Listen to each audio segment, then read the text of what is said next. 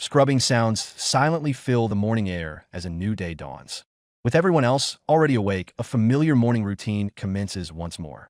An inner vow echoes with the promise to return to this exact moment, no matter how many times it takes. Breakfast awaits, signaling a relentless determination to reach a shared future, even if an eternity passes. The story begins anew with Vincent's name hanging softly in the air. Starting over from this exact point, the fateful cycle repeats itself once more. A quiet moment hangs in the narrative void as the scene shifts. The visual atmosphere thickens, building heavy anticipation for the upcoming awakening. Soft murmurs and a racing heartbeat break the silence as consciousness forcefully returns. Surprised by the sudden intensity, Oriana urgently asks Vincent what is wrong. She notes his unusual flustered behavior today and questions his strange demeanor. Vincent briefly echoes her concern, prompting her to elaborate on her observation. Admitting his flustered state, Vincent's gorgeous face and passionate kisses completely overwhelm her thoughts. Despite the breathless intimacy, Oriana realizes she still cannot get used to his overwhelming affection. Apologizing softly, Vincent confesses his desperate desire to simply stay by Oriana's side today. Inhaling his comforting woodsy scent, she happily melts into his warm embrace. The looming reality of their impending graduation suddenly encroaches upon their tender morning moment. Vincent solemnly agrees, acknowledging the undeniable and rapid passage of time. Shifting the tone, he admits there is something deeply important he needs to discuss regarding their graduation. He calls out Oriana's name, anchoring her undivided attention to his next crucial words. Startled by his serious tone, Oriana pauses and listens closely to her lover. Vincent reveals he has spent a long time contemplating their future after leaving Large Magic Academy. A heavy silence descends as the immense weight of his unsaid words fills the tense air. Suddenly, Mary interrupts the moment to warn Oriana that Professor Felix is furious about her being terribly late. Panicking, Oriana remembers her messed-up credit calculation for con language and the urgent need to attend today's class. Desperate to fix her mistake, she quickly asks Vincent to wait for her in the East Wing lounge. Apologizing profusely, she promises to hear the rest of his important graduation talk later. Vincent agrees, offering a simple farewell as she prepares to rush off to her pressing obligations. The space between them expands rapidly as the chaotic energy of the morning takes over. Vincent suddenly calls out to Oriana, one last time halting her frantic retreat. Revealing his deep reluctance to be apart from her today, he begs her not to leave. The raw, desperate emotion of his plea completely freezes the moment in time. Torn between his desperate plea and her academic survival, Oriana insists she must go to secure her graduation. Noticing his pale complexion, she worries and offers to ask Professor Felix if she can stay behind with him instead. Quickly masking his distress, Vincent reassures her that he is perfectly fine and she absolutely shouldn't worry. He instructs her to head straight to the East Wing lounge the very moment her task is finished. Agreeing cheerfully, 17-year-old, fifth-year student Oriana Elsha confirms their immediate plan. With only a few short months left in her final year at Large Magic Academy, the academic stakes feel incredibly high. A sudden tense quiet abruptly blankets the academy grounds as Oriana departs. A sudden piercing scream shatters the peace, signaling an abrupt and terrifying turn of events. A sudden sharp clatter rings out aggressively, signaling a frantic shift in the surrounding environment. Rain pours down relentlessly while a highly anxious Oriana desperately hopes Vince is not growing tired of waiting for her. She vividly recalls his deeply serious expression when he previously mentioned needing to discuss something incredibly important regarding their graduation. Her mind races with intense curiosity as she desperately wonders what his mysterious upcoming conversation could possibly entail. Spurred by a sudden crushing sense of urgency, she swiftly decides she must hurry up to reach him. Determined swiftness pushes her forward as she frantically navigates the grand architecture of the Magical Academy. Footsteps echo loudly down the eerily quiet hallway as she rapidly approaches the designated East Wing lounge. Stepping into the dimly lit room, she softly and hopefully calls out Vincent's name. Approaching his seated figure, she immediately offers a gentle, sincere apology for making him wait so incredibly long. Moving closer to his resting form, she slowly notices that he remains completely and unervingly motionless in his chair. She whispers his name once more with a tender fondness while stepping intimately closer to his silent figure. A soft, surprised gasp escapes her lips as she finally catches clear sight of his peaceful resting face. Realizing he is completely still, she gently assumes he has simply fallen fast asleep in the quiet room. Guilt washes over her as she concludes he must have grown utterly exhausted from waiting for her arrival. She leans in closely to affectionately observe his seemingly tranquil slumber in the dim, atmospheric lighting. The quiet atmosphere holds a sudden tense stillness as she peers intently at his remarkably pale, resting face. A creeping sinister sense of dread slowly begins to replace her initial fond amusement as she watches him. Something deeply unnatural about his absolute stillness catches her complete attention and fiercely spikes her adrenaline. Her voice trembles noticeably as she calls his name with rapidly rising uncertainty and deep concern. She desperately shakes his completely unresponsive shoulder, trying forcefully to rouse him from his suspiciously deep slumber. His body shifts limply and unnaturally under her frantic touch, revealing a horrifying lack of consciousness. She recoils in sheer, absolute terror as the grim, terrifying reality of his lifeless condition violently strikes her. Panic fully sets in as she aggressively shakes him while loudly demanding to know what is terribly wrong.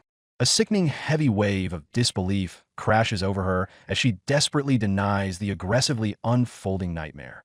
She shrieks his name, frantically begging him to wake up from this impossible and heart-wrenching horror. Gut-wrenching, agonizing sobs tear from her throat as she completely breaks down in absolute sheer despair. Raw desperation consumes her entirely as she screams at the top of her lungs for immediate medical help. Frantically inspecting his lifeless body, she hysterically realizes there are absolutely no visible marks or blood whatsoever. A blood-curdling shriek of pure, unadulterated agony rips through the air as she tearfully questions why this tragedy struck. Her voice cracks violently as she continues to beg into the completely empty void for a miraculous savior. Sudden excruciating pain brutally interrupts her frantic cries as an unseen violent force causes her to collapse. A violently agonizing coughing fit seizes her throat as she painfully chokes out one final desperate plea. Her vision aggressively blurs as a sudden and terrifying force violently crushes the remaining life from her body. Complete, overwhelming darkness rapidly encroaches as her physical strength entirely fades into an inescapable chilling nothingness. A weak and rapidly fading whisper desperately begs for help as she tragically succumbs to the crushing darkness. With her absolute final breath, she heartbreakingly calls out to Vincent before everything goes completely and totally black. The horrific tragic scene fades entirely into a chilling absolute void of death and silent nothingness. A sudden, blinding, unnatural flash of light violently, forcefully rips the entire narrative back from the dark abyss. Reality aggressively reconstructs itself, instantly thrusting the timeline backward in a dizzying and completely impossible temporal shift. The grim, violent nightmare abruptly dissolves into a bright, cheerful voice, enthusiastically congratulating everyone on their academy enrollment. A grand announcement welcomes the proud, new students of Largen Magic Academy under the Great Dragon's mighty protection. The speaker firmly emphasizes that commoners and nobles alike must share mutual respect as fellow magic users. A cheerful toast wishes everyone an incredibly meaningful 5 years ahead at the prestigious Magical Academy. The newly enrolled students erupt into joyous applause as their incredible magical journey officially begins. Onlookers chuckle warmly at a wildly energetic first-year student sprinting excitedly through the bustling campus. Oriana fiercely dashes past the massive lecture hall with an overwhelming and undeniable sense of purpose. She joyfully spots her familiar girls' dormitory standing proudly in the academy courtyard. Overwhelmed by deep nostalgia, she happily realizes that everything remains exactly as it once was. She triumphantly declares that her 7 years of memories were absolutely not just a fleeting dream. With fierce hope blooming in her chest, she eagerly thinks of Vincent's existence in this restored timeline. Her heart races wildly as she happily deduces he must also be starting school all over again. A profound sense of longing washes over her as she remembers wishing deeply for this exact moment. The chilling realization abruptly hits her that she most definitely died in her previous life. A dark, agonizing flashback suddenly interrupts her joyful reunion with the beloved academy grounds. A single desperate word echoes as the horrific memory forcefully threatens to consume her mind. She sharply gasps for air as the traumatic recollection violently shakes her very core. She vividly recalls waking up completely disoriented while staring blankly at a highly familiar ceiling. A quiet ticking sound steadily grounds her fragile consciousness back into this strange new reality. Utter confusion washes over her pale face as she desperately tries to process her sudden, impossible resurrection. A kind servant cheerfully greets Miss Oriana and warmly declares it a truly beautiful morning. Someone shouts her name with overwhelming frantic energy, completely startling her from her deep thoughts. An older man affectionately comforts little Oriana, assuming she merely suffered a completely terrifying nightmare. He gently reassures her and warmly invites her to join the family for a comforting breakfast. She desperately questions if her entire 17 years of life were nothing more than a long, agonizing dream. Grounding herself in the present, she acknowledges her childhood home as Maggie serves a fresh mince pie. The agonizing memory of Vincent suddenly pierces through her fragile sense of domestic morning peace. She forcefully rejects the dream theory because the horrifying memories of her past remain far too vivid. The sickening phantom sensation of Vincent's tragic death continues to ruthlessly haunt her fractured mind. While gently urged to eat her favorite pie, she internally agonizes over this completely impossible reality. Her father takes a hearty bite and confidently asks Maggie if she excluded the dried papaya. Maggie calmly corrects him by stating she deliberately included the controversial dried fruit in the pie. He loudly protests that papaya is absolutely essential as a brief moment of comedic shock quickly ensues. Oriana quickly recalls specific details about someone disliking papaya from her incredibly vivid past life. She anxiously anticipates the immediate future by piecing together her incredibly accurate past memories. A sudden piercing scream violently shatters the calm domestic atmosphere of the quiet dining room. The family dog erupts into a frantic barking frenzy as wild chaos abruptly descends upon the household. Everyone flinches violently as an unexpected disturbance completely derails their previously peaceful morning meal. Someone desperately shouts for order as the sudden loud commotion throws the entire room into total disarray. They quickly realize the sudden terrifying chaos was merely caused by a wild bird flying directly indoors. As servants frantically scramble to protect the family, Oriana internally confirms that her past life was absolutely real.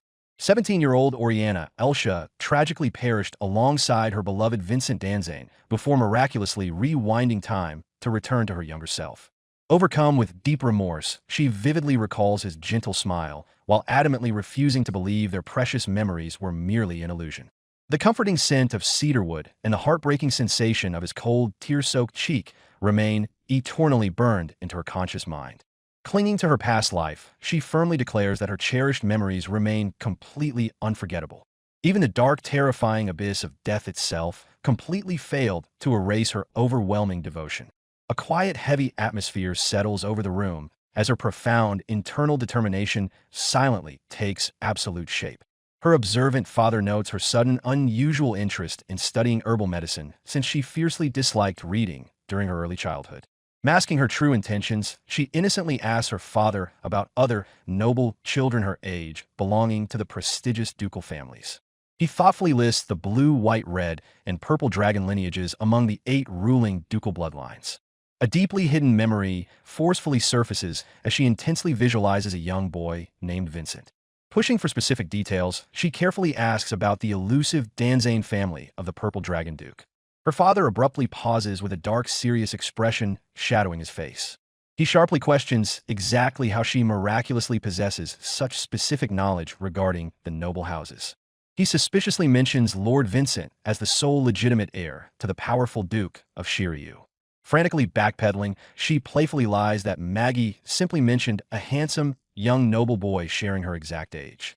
Immense, overwhelming relief completely floods her racing heart as she confirms Vincent definitively exists within this newly restored timeline. Choosing profound caution, she intelligently decides against clumsy prying to prevent accidentally altering the destined course of history. She logically deduces that a terribly confused Vincent must have also rewound time since they tragically perished together. Vowing to silently investigate the mysterious cause behind his death, she promises to patiently endure until their fateful reunion at the Magic Academy. Despite her brave, stoic front, a desperate, agonizing longing fiercely demands that she see him immediately.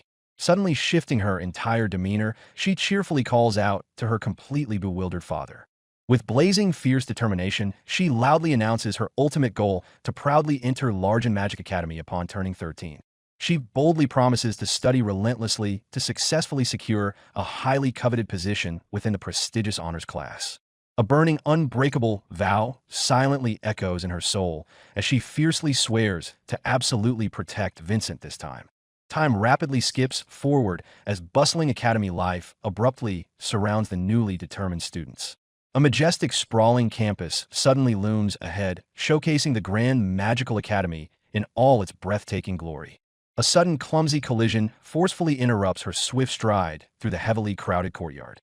She quickly glances upward while swiftly attempting to regain her lost physical balance.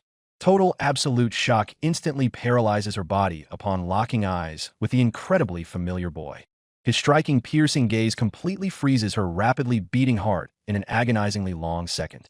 The unmistakable rich scent of cedarwood aggressively assaults her senses, triggering a massive, overwhelming emotional collapse. Stumbling forward blindly, she frantically attempts to articulate her wildly spiraling thoughts. Throwing profound caution completely away, she desperately embraces him while tearing up over how much she missed him. A deeply confused expression instantly twists his handsome face as he stares blankly at the deeply emotional girl. Pouring her fragile heart out, she frantically asks if he felt terribly lonely during their torturous separation. She emotionally confesses that she magically returned all the way back to when she was merely 7 years old. An icy, terrifyingly cold glare violently pierces through her warm, hopeful delusions. He coldly pushes her away, while firmly declaring she possesses the entirely wrong person. Devastating, complete horror violently shatters her fragile, hopeful world into a million tiny, jagged pieces. A breathless, confused gasp forcefully escapes her trembling lips as the crushing, grim reality utterly destroys her. Dismissing the sudden emotional outburst completely, Vincent coldly tells his companion that he definitely does not know this strange girl. Utterly shattered by his harsh rejection, Oriana gasps in pure disbelief as her entire world crumbles. Reaching out desperately, she frantically insists that he must be making a massive mistake. Clinging to her precious hopes, she tearfully asks what happened while agonizing over how long she waited for this reunion. Meeting her frantic gaze with utter indifference, Vincent simply stares back with completely empty eyes. Stepping back slightly, he politely but distantly offers to call a medical professional for the highly distressed girl. Turning his back decisively, he firmly states that offering basic assistance remains the absolute extent of his charity. Paralyzed by sudden, crushing dread, Oriana trembles as a horrifying realization begins taking root. Staring in absolute horror, she mentally connects the devastating dots and concludes his past memories never returned. Refusing to entertain her bizarre behavior any longer, he politely excuses himself from the uncomfortable encounter. Tears threatening to fall, she desperately clings to the beautiful, fading phantom of their shared past. Interrupting her silent breakdown, he calmly returns her dropped textbook and advises her to handle it carefully.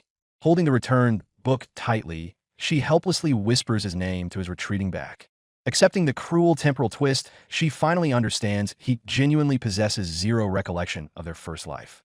Shifting to a lush memory, the narrative introduces the legendary dragon tree that supposedly enriches the entire forest. Blowing gently through the thick canopy, a warm breeze rustles the ancient branches in the tranquil, magical woods. Walking side by side in the past, Oriana cheerfully questions Vincent about his mythical dragon ancestry. Laughing warmly at her intense curiosity, he shrugs off the ancient legend while wondering when dragons became human. Gazing up at the towering branches, he thoughtfully admits that such ancient history feels entirely out of reach.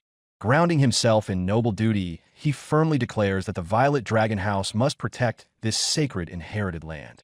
Startling the peaceful couple, suddenly, a strange magical presence unexpectedly manifests right before their eyes. Floating silently into view, tiny mysterious creatures aggressively swarm the shaded forest path. Jumping back in sudden alarm, Oriana frantically flails while demanding to know what these bizarre beings are. Identifying the rare, visible spirits as Mui Mui, Vincent calmly warns that letting them cling guarantees getting eternally trapped. Panicking uncontrollably at the terrifying stakes, she desperately begs him for an immediate survival strategy. Analyzing the swarming spirit trajectory, he carefully plots a safe escape route through the magical interference. Guiding her swiftly, he strictly commands her to give way and cuts straight across their glowing line. Failing to dodge completely, one stubborn glowing sprite aggressively latches straight onto her hair. Acting swiftly to neutralize the threat, Vincent gently offers the clinging spirit a small piece of bread. Chewing happily on the baked treat, the satisfied, magical creature quietly releases its tight grip on her head. Beaming with genuine admiration, Oriana loudly praises his incredible survival knowledge gathered over 5 years. Smiling brightly at her capable protector, she cheerfully suggests heading straight back to the safety of the academy. Snapping violently back to the grim present, Oriana stares blankly into the empty hallway. Walking away without a single backward glance, the current amnesiac, Vincent, completely vanishes from her sight. Echoing brutally inside her mind, his icy rejection replays in an endless, agonizing loop. Overwhelmed by the cosmic cruelty, she unleashes a loud, frustrated shriek right in the middle of class. Smacking her face violently onto the hard wooden desk, she instantly regrets her sudden noisy outburst. Rubbing her throbbing head awkwardly, she forces a pained laugh while quickly apologizing to her startled classmates. Accepting her grueling new starting line, the first-year honors student firmly resolves to face this harsh reality. Slumping forward in utter defeat, she sits gloomily at her desk while mentally preparing for a difficult uphill battle. Awakening to a shocking reality, Oriana realizes she has somehow entered her second life. A strict instructor harshly wakes Oriana Elsha, demanding she focus so she can remain in the honors class alongside Vince. Blinking away her confusion, the young mage processes the bustling classroom environment surrounding her. The instructor grandly lectures the students about the immense blessings their nation receives from the benevolent dragons. These draconic blessings grant the realm bountiful harvests and a peaceful existence free from natural disasters. Most importantly for the young mages, the beloved dragons bestow the vital mana required to chant and cast powerful magic. To harness this gifted power, the students learn they will forge their lifelong wands from the sacred branches of the dragon tree. A haunting memory echoes in Oriana's mind as a mysterious voice greets her with a sinister familiarity. The shadowy presence marvels at the strange fact that she has not completely forgotten their past encounters. Instructed to choose wisely, the students eagerly search the ground for fallen branches that match their preferred texture and length. The teacher issues a stern warning that breaking a living branch directly from the sacred tree is strictly forbidden. Furious shouts erupt as the instructor catches two careless students actively damaging the revered dragon tree. Amidst the chaotic scramble, Oriana diligently scans the scattered wood for her destined magical catalyst. Bursting with sudden joy, Oriana triumphantly declares she has found her perfect branch. She instantly recognizes the weathered wood as the exact same wand she wielded throughout her entire past life. A sudden jolt of recognition strikes her as she spots a familiar face in the bustling crowd. Spotting Vince across the grounds, Oriana eagerly waves at him with uncontainable excitement. Vince briefly turns his attention toward the frantic waving, his expression completely unreadable. Before Oriana can approach, another female student intercepts Vince to ask if he has discovered a suitable branch yet. The ambitious girl boldly attempts to invite the handsome mage to search for their wands together. Coldly rejecting her subtle advances, Vince bluntly states he prefers to conduct his search entirely alone. Desperate for connection, Oriana intercepts him and frantically asks if he remembers her even a little bit. Vince merely stares at the frantic girl in bewildered, stony silence. Throwing caution to the wind, Oriana blurts out the unbelievable claim that they are destined to become lovers at 17. The sheer absurdity of her sudden confession hangs heavily in the tense air between them. Stammering nervously, she awkwardly admits she doesn't even know his name, yet despite her passionate declaration. Realizing how insane she sounds, Oriana lets out a self-deprecating laugh as her confidence rapidly crumbles. Cutting off her frantic introduction, Vince coldly informs her that knowing her identity won't be necessary. Crushing her hopes instantly, he bluntly clarifies that he simply wishes to be left entirely alone. He firmly explains that selecting his lifelong dragon tree wand requires his absolute, undivided attention. Dismissing her completely, Vince turns his back to focus solely on his crucial magical search. Stung by the harsh rejection, a deeply dejected Oriana meekly apologizes and takes a step back. She watches his retreating figure, her heart aching from the painfully cold encounter. Masking her overwhelming sorrow with a fake smile, she forces a cheerful goodbye and hastily retreats. Elsewhere, a curious classmate asks if she has managed to locate her dragon tree branch yet. Another friend happily brags about instantly finding their perfect one the moment they picked it up. Trying to hide her growing anxiety, Oriana nervously jokes that the ancient tree certainly isn't going to run away. Her observant friend points out that watching everyone else succeed so quickly makes the remaining searchers incredibly anxious. Defensively insisting she isn't panicking, Oriana is interrupted when a nearby student joyfully shouts about finding a wand. A smiling friend finally approaches, cheerfully thanking the group for waiting as the wand selection continues. A polite word of gratitude softly breaks the brief silence. Struggling under a heavy burden, the boy silently admits he has forgotten his childhood classmate's name and has absolutely no interest in remembering it. Despite his total apathy, he proudly reveals that he has managed to secure something important. Squealing in pure adoration, a group of frantic girls instantly swarms the area to fawn over the handsome Prince Danzane. An exhausted classmate groans in absolute annoyance at the overwhelming commotion filling the cafeteria. Approaching with practiced charm, an older boy smoothly offers a sweet cookie to a flustered young lady. Recognizing the charming newcomer as Miguel, Oriana awkwardly stammers while another girl swoons over his unending kindness. Suddenly realizing his silly mistake, Miguel pauses awkwardly to admit he actually forgot to bring the cookies. Startled by a moving tale, Oriana receives a cookie from Felvera while Miguel happily offers another. Pleased that she remembered his name, Miguel warmly invites her to simply call him by his first name and asks for a handshake. Introducing herself, clearly Oriana, Elsa grasps his hand firmly and politely expresses her joy at meeting him. The two students lock eyes as a sudden spark of mutual understanding passes between them. Holding their firm handshake, they silently establish a sudden and meaningful connection. Flashing a warm smile, Miguel cheerfully declares that he and Oriana will get along perfectly from now on. Interrupting the friendly moment, an annoyed Prince Danzane loudly questions what on earth Miguel is doing in the busy school cafeteria. Startled by the prince's sudden arrival, Miguel defensively claims he merely wanted to say a quick hello to his new friend. Dismissing the friendly banter, Danzane commands Miguel to sit down immediately before he clumsily spills his heavy plate. Danzane impatiently orders his indecisive companion to choose his meal quickly while he heads off to secure their table first. Suddenly bursting through the crowded hall, a frantic student loudly demands that everyone get out of his way. Tripping over his own feet, the reckless student violently loses his balance and lunges forward. Startled gasps echo through the room as the heavy tray slips completely out of the stumbling boy's desperate grasp. Time seems to freeze as the incoming disaster arcs dangerously close to the unsuspecting students. Realizing the imminent danger, the students brace themselves for a messy collision. Terrified shrieks erupt from the helpless girls as the airborne meal crashes down toward them. A wet splatter loudly interrupts the chaos as the entire bowl of food detonates across the unfortunate victim. The clumsy student stammers frantic apologies and desperately searches for a rag while relieved that the spilled ramen was cold. Dripping with cold broth, the humiliated victim stands in utterly stunned silence. Tension thickens the air as everyone stares blankly at the disastrous and messy aftermath. Shock firmly glues Oriana to the spot as she processes the sheer embarrassment of the situation. Taking charge of the mess, Danzane rigidly orders Miguel to handle the broken dishes and commands the clumsy boy to wipe the floor. Desperate to escape the humiliation, a dripping Oriana weakly excuses herself and begs Lord Danzane to let her return to the spring. Danzane glares coldly and declares a harsh condition for the very next time they cross paths. He firmly demands that he must be the one to initiate any future conversation between them. Turning his back on her, he brutally mutters that this rule only applies if such an unlikely chance ever actually arises again.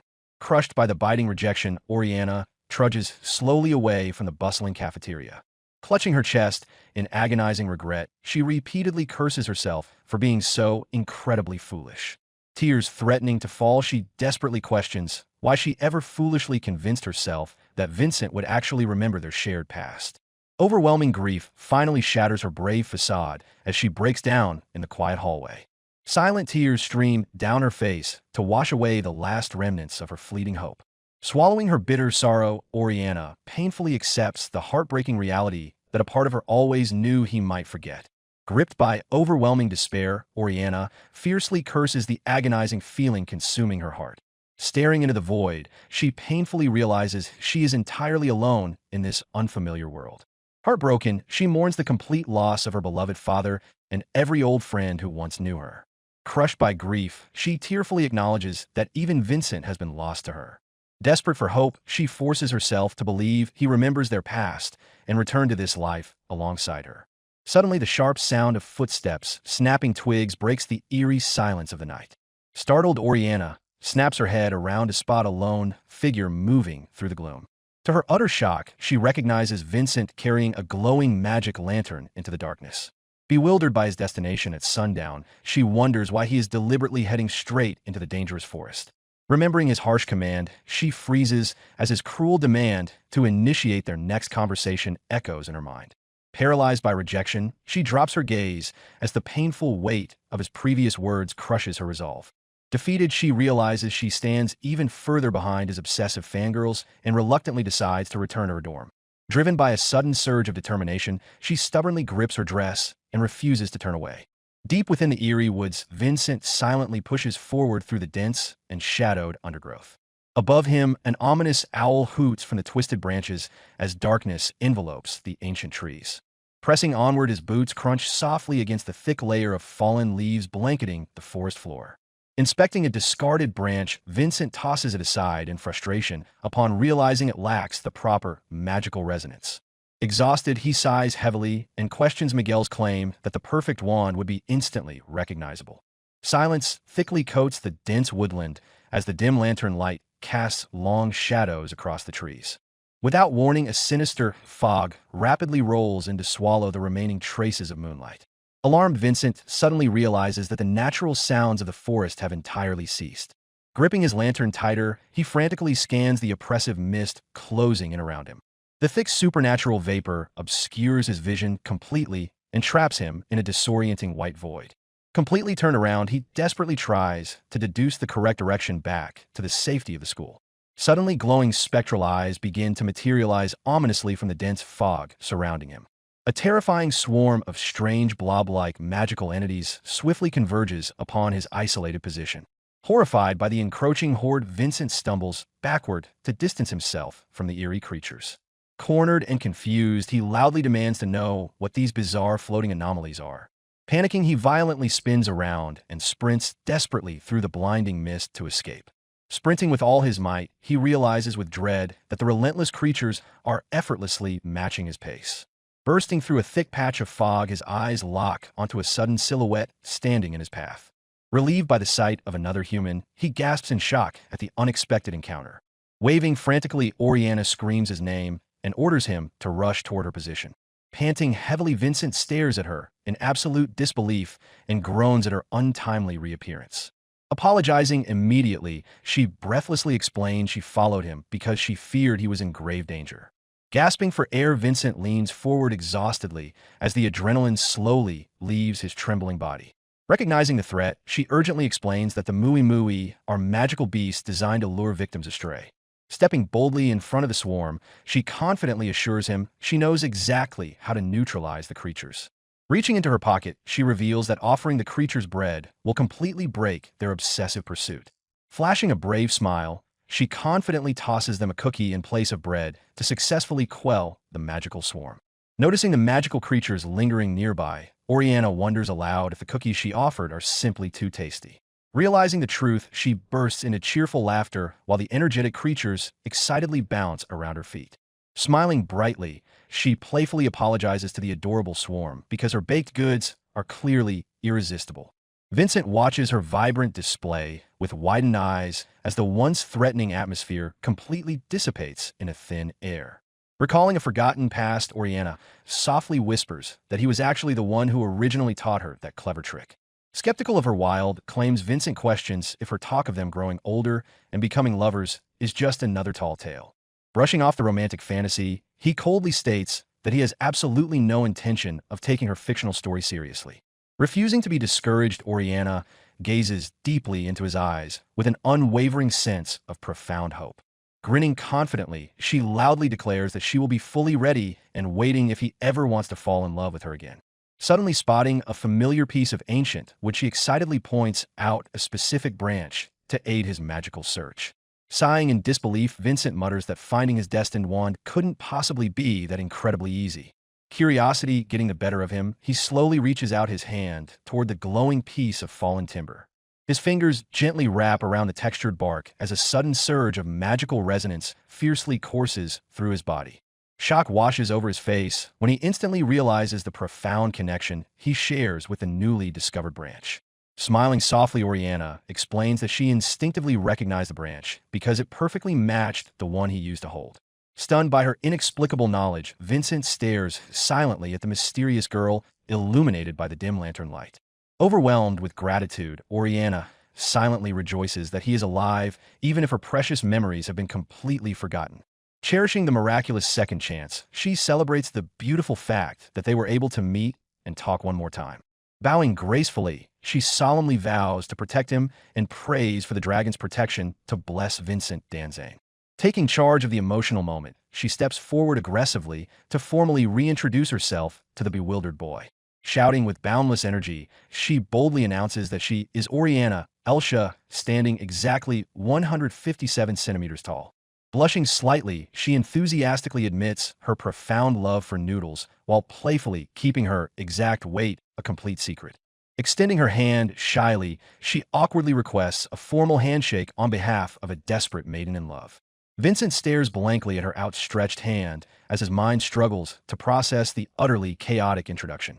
Deadpan and entirely unamused, he flatly remarks that the only useful information he retained is her strange obsession with Noodles.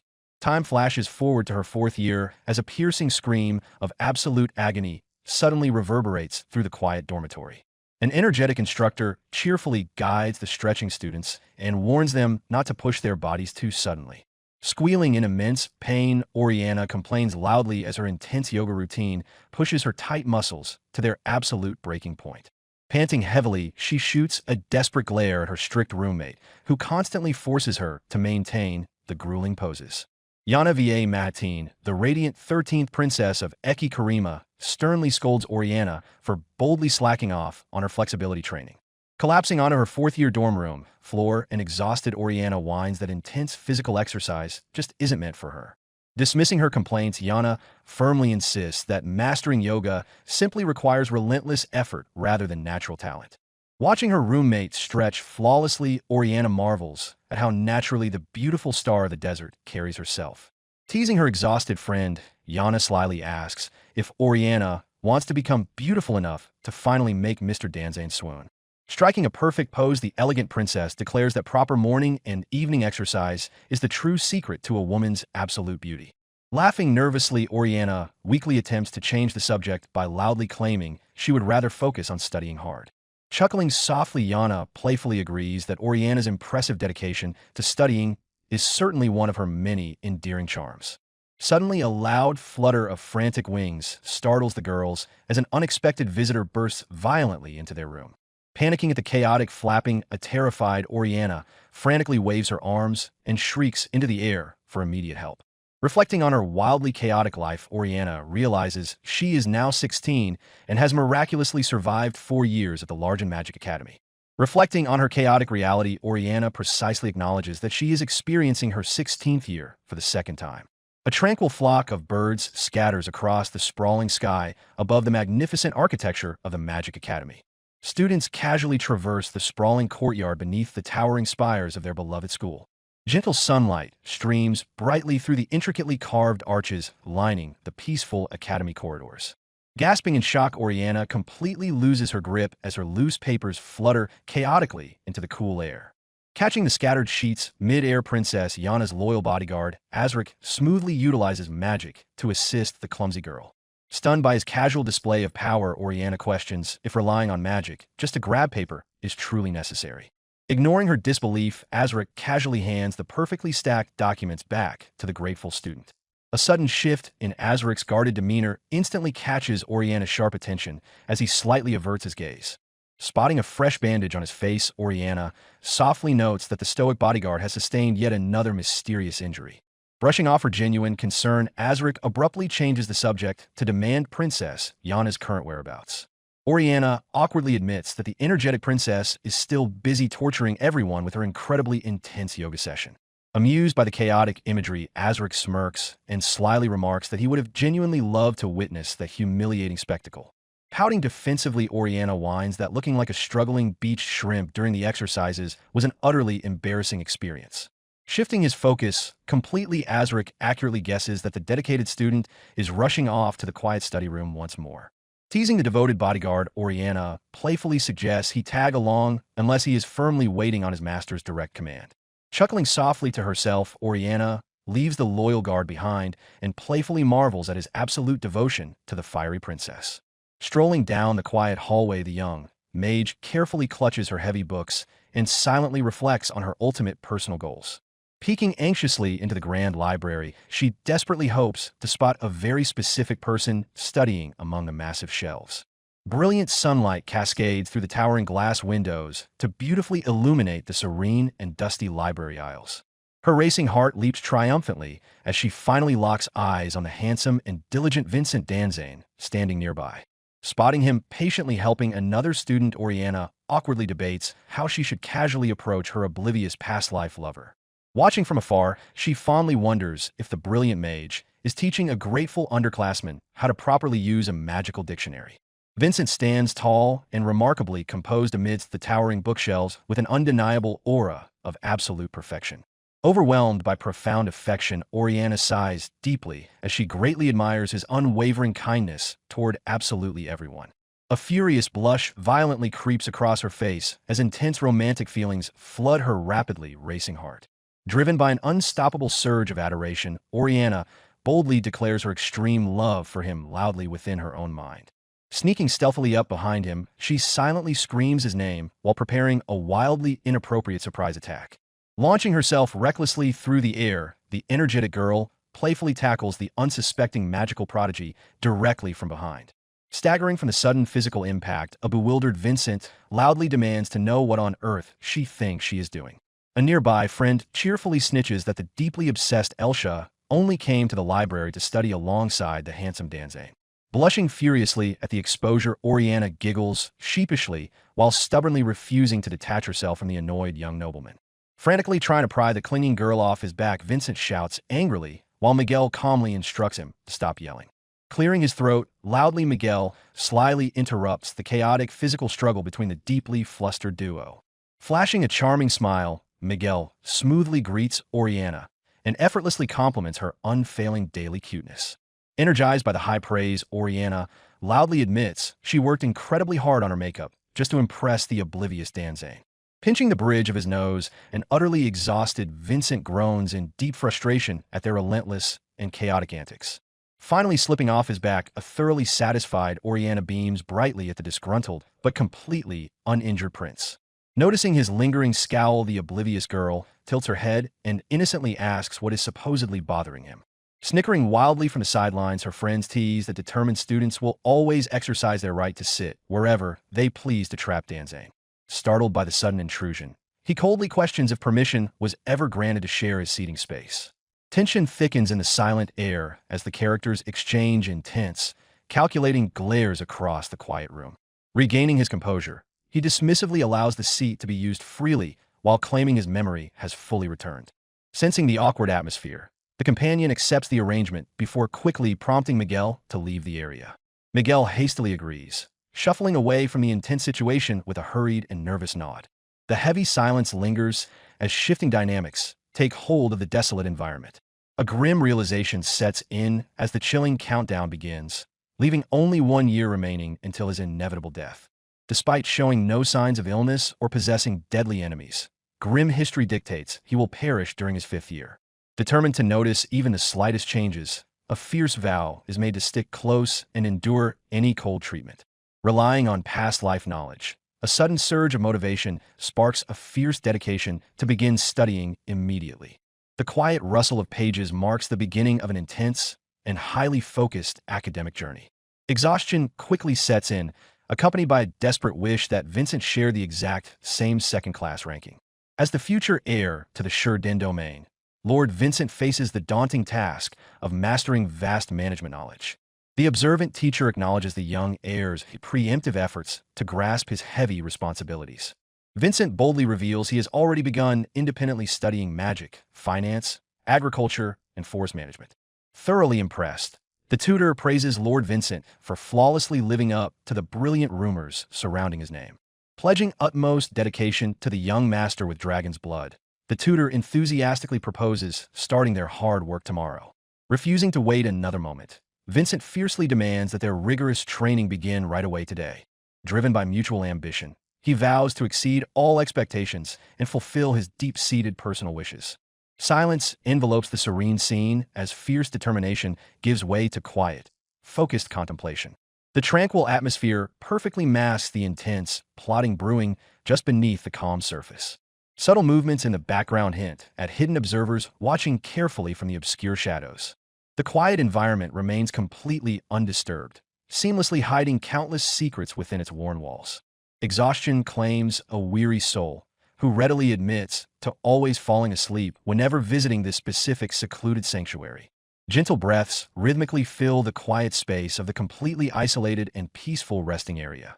A sudden rustle, echoing just outside the room, instantly shatters the deeply peaceful slumber.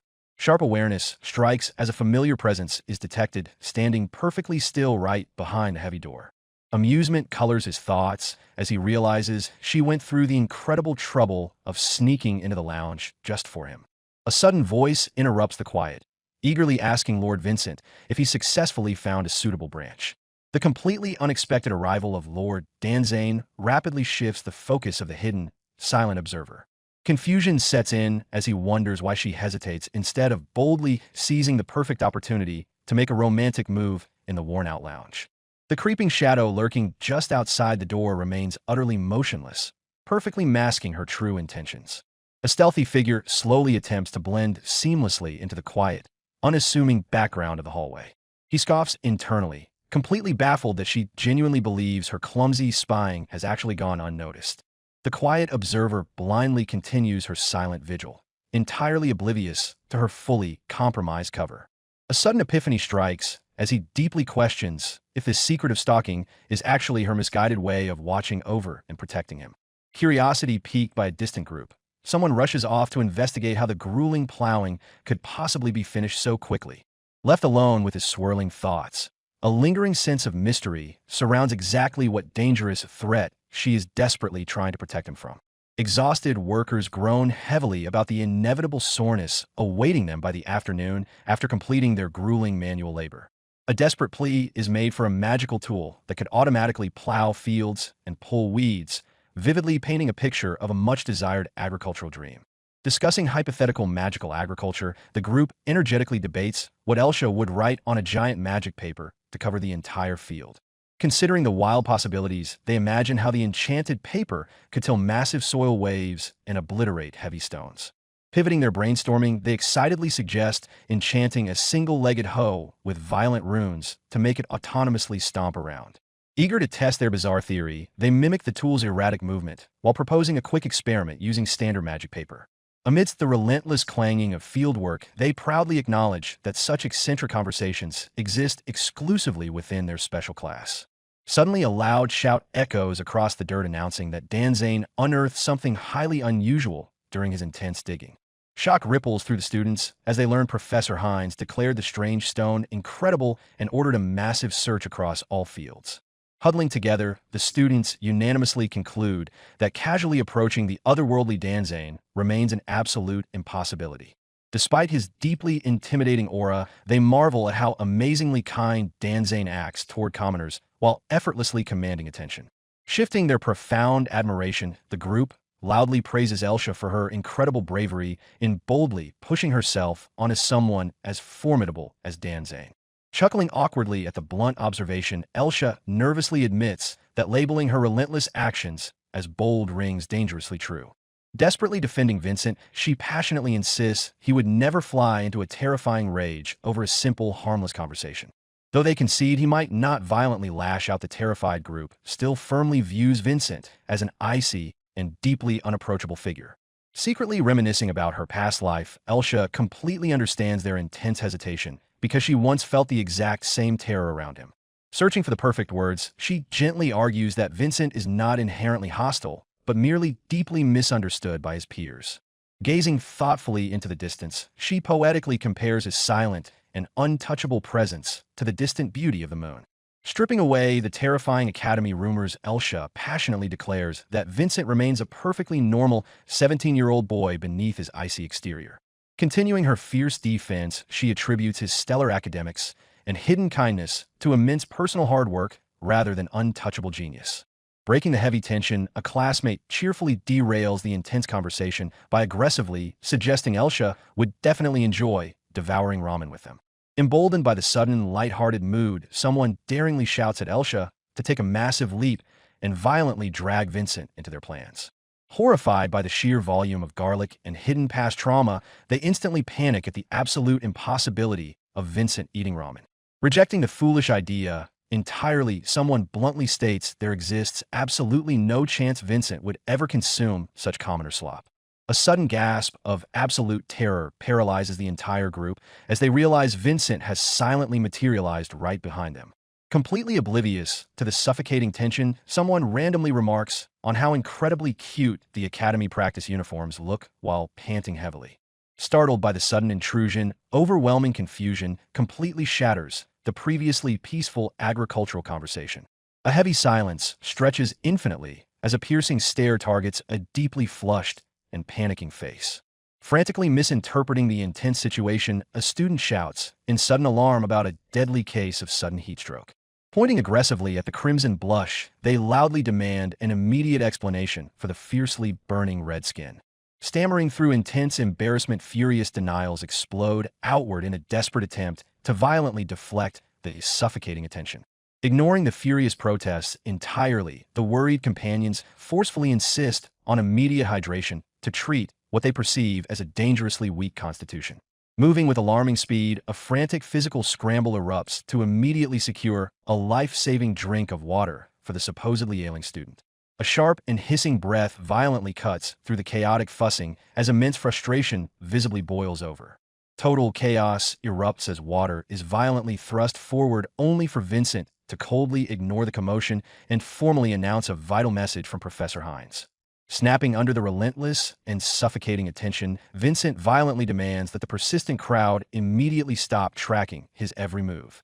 Raising his own heavy canteen in pure defiance, he coldly shuts down their frantic hovering by stating his absolute lack of need for their pathetic help. Unleashing a fierce and penetrating glare, he swiftly turns his back and aggressively stomps away from the overwhelming and unwanted meddling. Left standing in completely stunned silence, the bewildered group whispers frantically to confirm if they all witnessed the exact same explosive emotional reaction.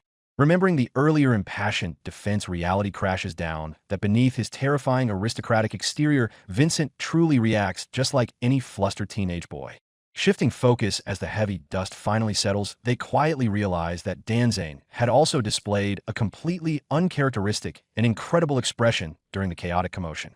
The lingering aftershock leaves the deeply exhausted students questioning absolutely everything they thought they knew about their most elite and untouchable classmates.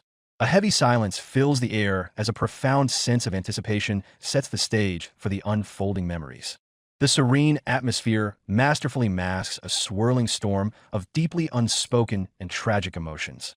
Shadows dance quietly across the desolate space as hidden tensions slowly begin to rise to the surface. A sudden and dramatic shift in the quiet surroundings strongly hints at an approaching emotional confrontation. A sharp clattering sound suddenly shatters the oppressive silence and immediately draws focused attention. The subtle noise of quiet movement echoes softly through the incredibly tense and dimly lit room.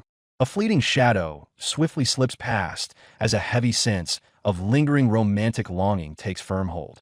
Frustrated by her completely vain attempts, she angrily admits that none of the cedarwood items she bought can truly replicate his unique scent. Clutching onto a rapidly fading hope, she tearfully realizes that his lingering scent serves as the only solid proof that her precious past memories are actually real. Pure desperation deeply colors her racing thoughts as she silently and intensely pleads for him to treat her differently this time around. The crushing weight of her desperate, unspoken request hangs incredibly heavy within the suffocating and tense atmosphere. A massive flood of agonizing memories violently threatens to completely overwhelm her fragile and carefully maintained composure. His incredibly cold rejection violently echoes in her troubled mind as she painfully recalls him aggressively demanding that she stop following him. Utterly crushed by his harsh demeanor, she painfully reflects that his supposed love at first sight actually feels much more like immediate and intense hatred. Deeply longing for much simpler times, she desperately wishes to just sit naturally beside him without experiencing any suffocating tension or heavy pressure. Hot tears quickly well up as she deeply yearns to hear him comfortingly whisper that everything is totally fine and she did well. Complete heartbreak violently shatters her broken spirit as she tearfully admits she fully expected Vince to offer her those desperately needed comforting words. A fierce new determination violently takes root as she stubbornly prepares to walk straight down the incredibly difficult road ahead. The incredibly heavy and melancholic silence slowly morphs into a bustling display of highly surprising culinary skill. Sharp and precise knife movements flash expertly as various raw ingredients are swiftly prepared on the incredibly busy wooden counter. A shocked gasp loudly erupts from the stunned maid as she stares in pure disbelief at the incredibly elaborate dish Oriana just flawlessly prepared. Wiping a heavy bead of sweat from her brow, she breathes a massive sigh of absolute relief after successfully finishing her intense cooking session. A truly lavish feast, proudly featuring sweet orange clafoutis and savory coronation chicken, beautifully decorates the grand and expansive dining table.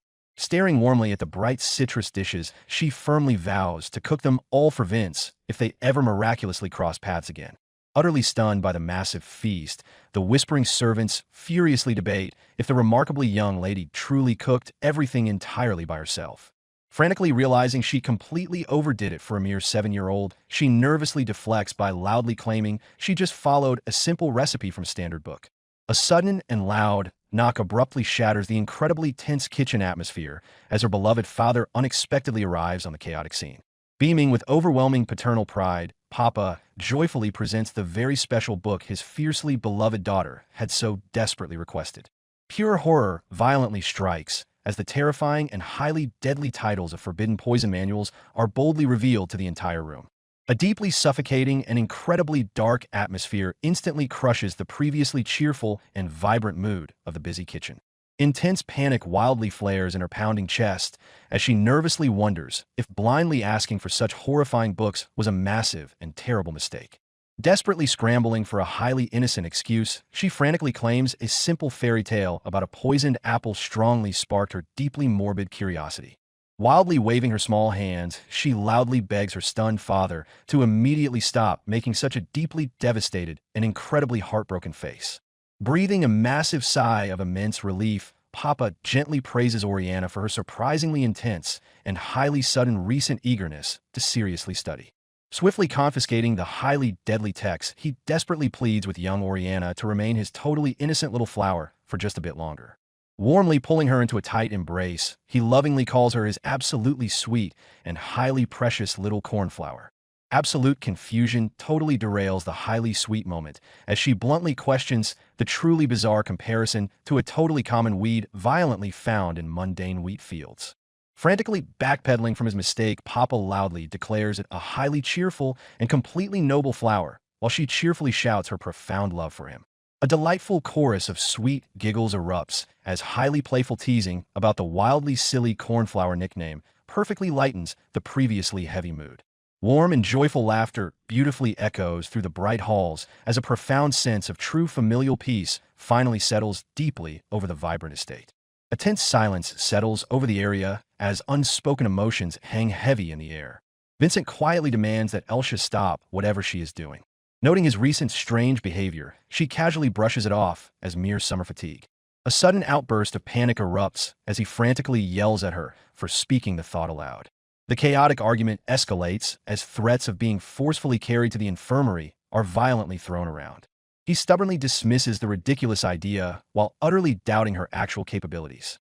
A fierce determination sparks as she boldly challenges him to accept what he truly wishes. The heavy atmosphere shifts rapidly as sudden movement violently breaks the tense standoff. She shamelessly admits her deep affection for his current flustered expression. Exhausted by the relentless teasing, he firmly requests to be left alone to finally rest. Leaving the chaotic scene behind, he attempts to find some desperately needed peace and quiet. Staring at his meager meal, he quietly admits he only has the appetite to eat a single melon.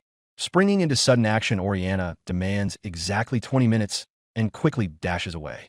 Confusion ripples through the remaining group as they wonder why she suddenly sprinted straight to the kitchen. Suspicion and intense curiosity brew as he deeply questions her highly unexpected sudden departure. Someone sharply asks if she is genuinely planning to wait for Vincent's inevitable return. Acknowledging the stubborn reality, they concede she will remain planted there until her meal is entirely finished. Defiance flashes vividly as a bold claim is made about devouring the food in mere seconds.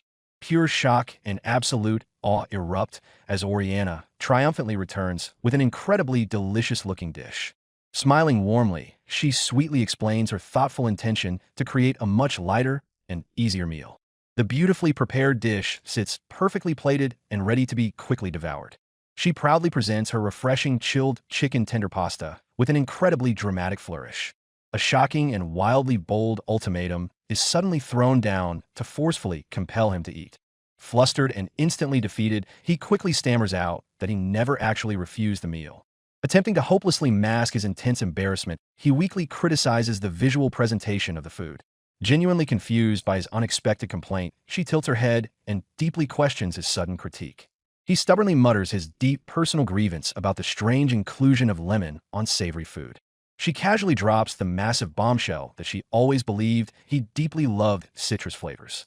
Utter panic visibly strikes his core as he frantically wonders how she possibly uncovered his hidden preference. Breaking the heavy tension, someone loudly praises Oriana for her genuinely amazing and highly rapid culinary skills. Blushing modestly, she sheepishly admits to utilizing the kitchen's pre-made chicken stock to drastically save time. A fleeting moment of deep vulnerability surfaces as she quietly reveals her profound childhood attachment to the household maids.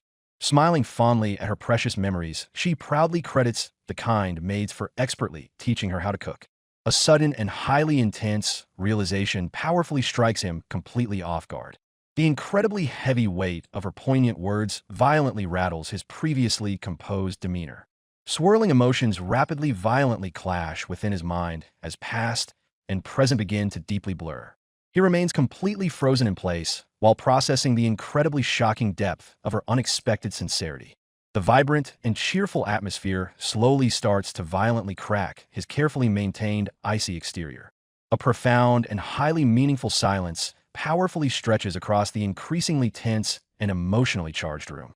He quietly, completely surrenders to the undeniable warmth steadily radiating from her incredibly thoughtful and deeply caring actions. A heavy tension violently grips the quiet room as silent anticipation rapidly builds. Stammering with immense nervous energy, she desperately asks him how the surprise meal actually tastes. He silently sets his heavy utensils down with a sharp clink that violently pierces the suffocating silence. Breaking the heavy silence, he strictly lectures that jumping to hasty conclusions based on foolish preconceptions deserves zero praise. An agonizing pause violently stretches out as she anxiously awaits his final and unyielding judgment.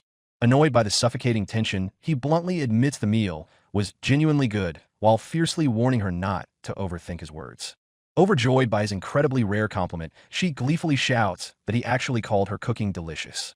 A classmate cheerfully interrupts to loudly celebrate that he can finally consume real food rather than just surviving on simple fruit. Riding high on a massive success, someone enthusiastically volunteers to aggressively beg the cafeteria staff to permanently add the spectacular dish. The previously icy room violently erupts with sudden warmth as the heavy tension finally completely shatters. Looking highly flustered, Vincent quietly mutters his genuine thanks for the surprisingly excellent meal. His completely unexpected gratitude violently sends massive shockwaves of hope straight through her rapidly beating heart. A beautiful and radiant moment of pure joy completely washes over her incredibly expressive face. Overwhelmed by sheer emotional energy, she furiously gathers the incredible courage to finally unleash her true, suppressed feelings. Unable to contain her explosive affection, she wildly tackles Vincent while loudly screaming her absolute love for him. Clinging to him relentlessly, she frantically repeats her fierce declarations of love in a massive whirlwind of pure joy. Her massive barrage of suffocating affection violently echoes down the long halls as she fiercely refuses to let him escape her tight grasp.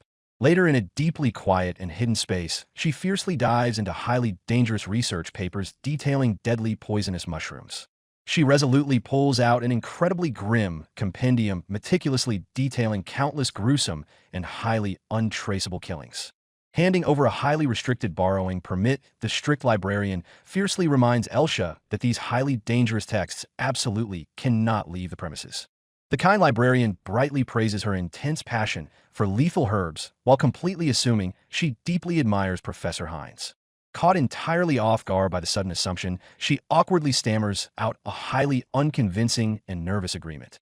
Reading furiously, she quickly discovers that truly fatal poisons notoriously leave highly grotesque and vividly clear symptoms on their helpless victims. A terrifying realization violently strikes her core as she suddenly remembers Vincent dying incredibly peacefully without any horrifying physical symptoms. His deeply mysterious and untraceable death eerily, perfectly mirrors the terrifyingly tragic slumber of the doomed princess who ate the legendary poisoned apple. She logically deduces that seamlessly obtaining such completely untraceable exotic poisons would be utterly impossible for any normal school student. The chilling profile of the true killer heavily suggests a deeply connected adult possessing extensive medical background and elite social standing. A profound sense of total dread violently courses through her veins as she deeply questions exactly what kind of ruthless monster would go to such incredible lengths just to assassinate Vincent. Pivoting her massive hidden investigation, she fiercely resolves to ruthlessly hunt down the shadowy culprit rather than just hopelessly decoding the murder weapon. Massive frustration deeply mounts as she painfully realizes her completely limited medical knowledge might brutally fail against highly advanced assassination techniques. A terrifying and icy chill violently runs straight down her spine as she deeply accepts the incredibly deadly risks of pursuing this completely lethal mystery. Staring deeply into the abyssal void, she desperately attempts to forcefully piece together her incredibly shattered and highly elusive past memories. A horrific question violently echoes in her troubled mind as she desperately wonders if she actually died right alongside Vincent in her tragic previous life. She agonizes over the totally blank void that completely swallowed her entire consciousness right before inexplicably waking up as a fragile 7-year-old child. Her massive headache violently worsens as she miserably fails to pinpoint exactly how many mysterious days completely vanished right after the fateful grand ball. She furiously clutches her violently aching head in pure panic as her precious remaining memories fiercely continue to violently fade into complete oblivion. The singular and utterly terrifying memory of completely deafening thunder and violently echoing rain sharply grounds her rapidly failing sanity. Her dark and suffocating introspection completely shatters as a noisy student loudly announces the highly anticipated arrival of Sharon Beazle.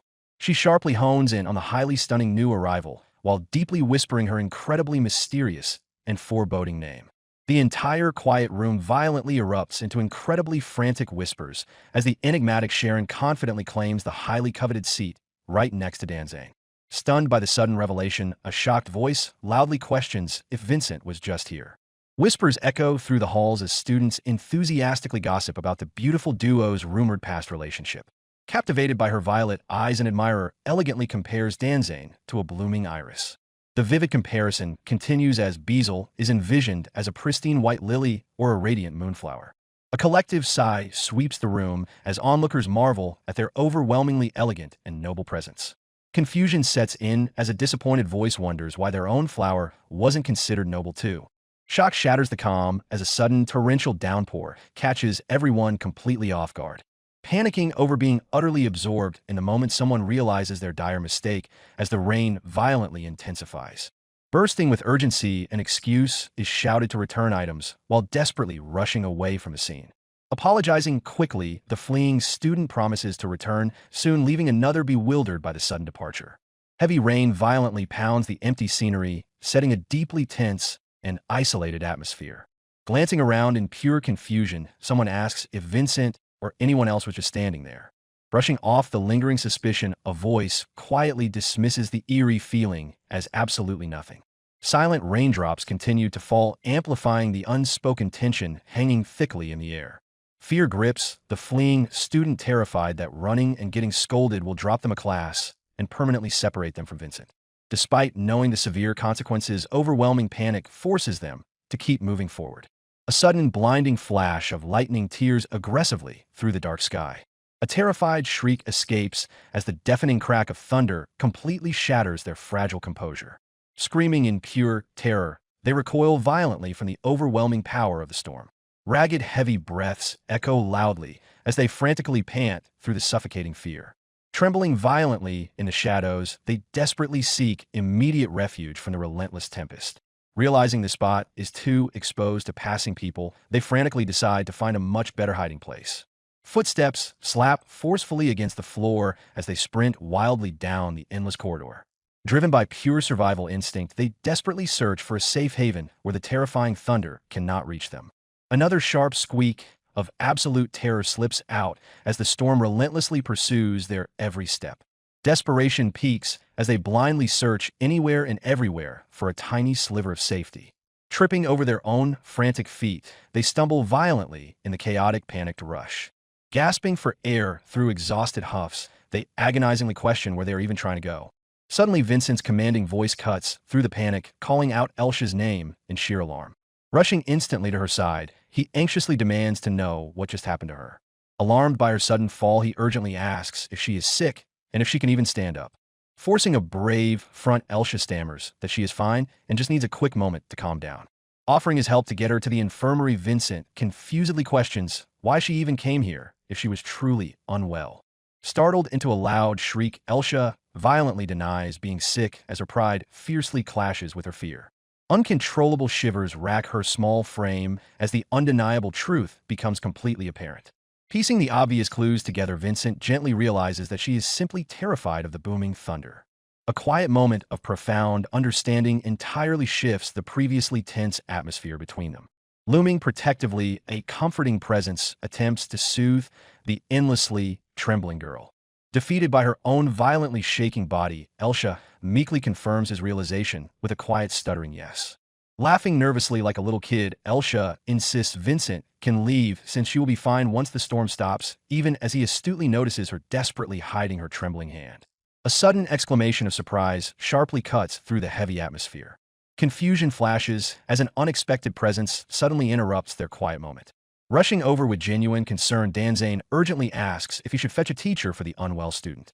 Calmly dismissing the need for help, Vincent kindly asks Danzane to keep the passing crowd completely quiet.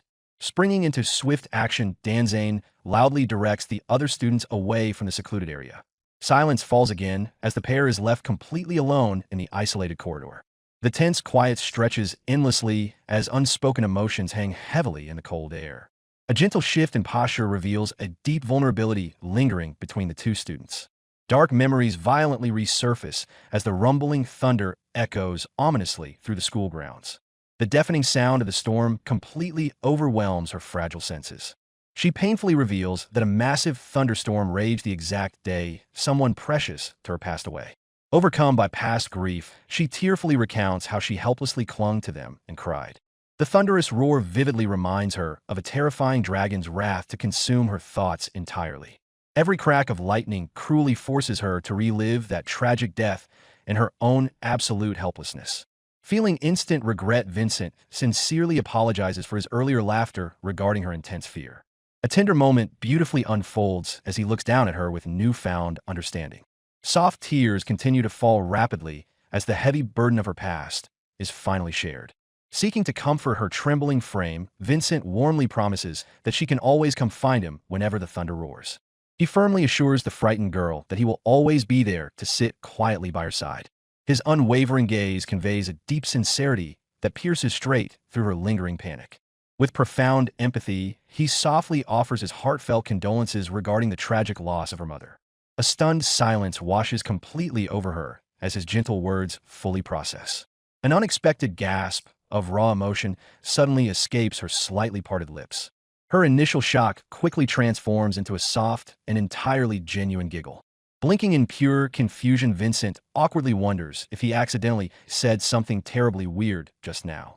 Wiping her lingering tears, she smiles brightly and quickly apologizes for her sudden outburst of unexpected laughter. A powerful realization fiercely strikes her heart as she silently acknowledges her undeniable love for Vincent. Filled with immense gratitude, she softly thanks him and confidently states she will be perfectly fine now.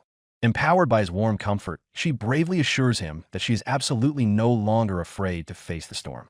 The narrative grandly shifts to boldly reveal that Lord Vincent is destined to inherit the prestigious Purple Dragon territory. Powerful expectations heavily surround the young noble within this vast land ruled by the 8 great ducal houses. His rigid future strictly dictates exactly what the next duke must relentlessly learn after graduating from magic school. Looking out over the vast landscape, he contemplates his perfectly clear path that leaves zero chance for straying.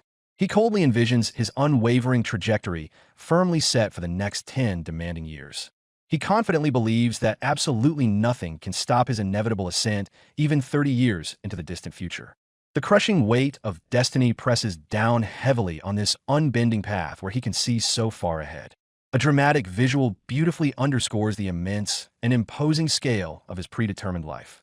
The serene scenery sharply contrasts with the rigid, noble expectations slowly closing in around him. Joyful laughter rings out playfully in the distance to momentarily break the heavy solemnity of his thoughts. The scene fades quietly as the unbreakable weight of his noble future silently endures without question. Breaking the heavy silence, a quiet voice gently calls out to Vincent. Hesitating for a brief moment, the speaker quickly dismisses their own thought as absolutely nothing. A somber stillness rapidly settles over the deeply contemplative scene. Gazing outward, someone quietly notes that the relentless rain continues to fall. The steady downpour creates a thick atmosphere of lingering melancholy.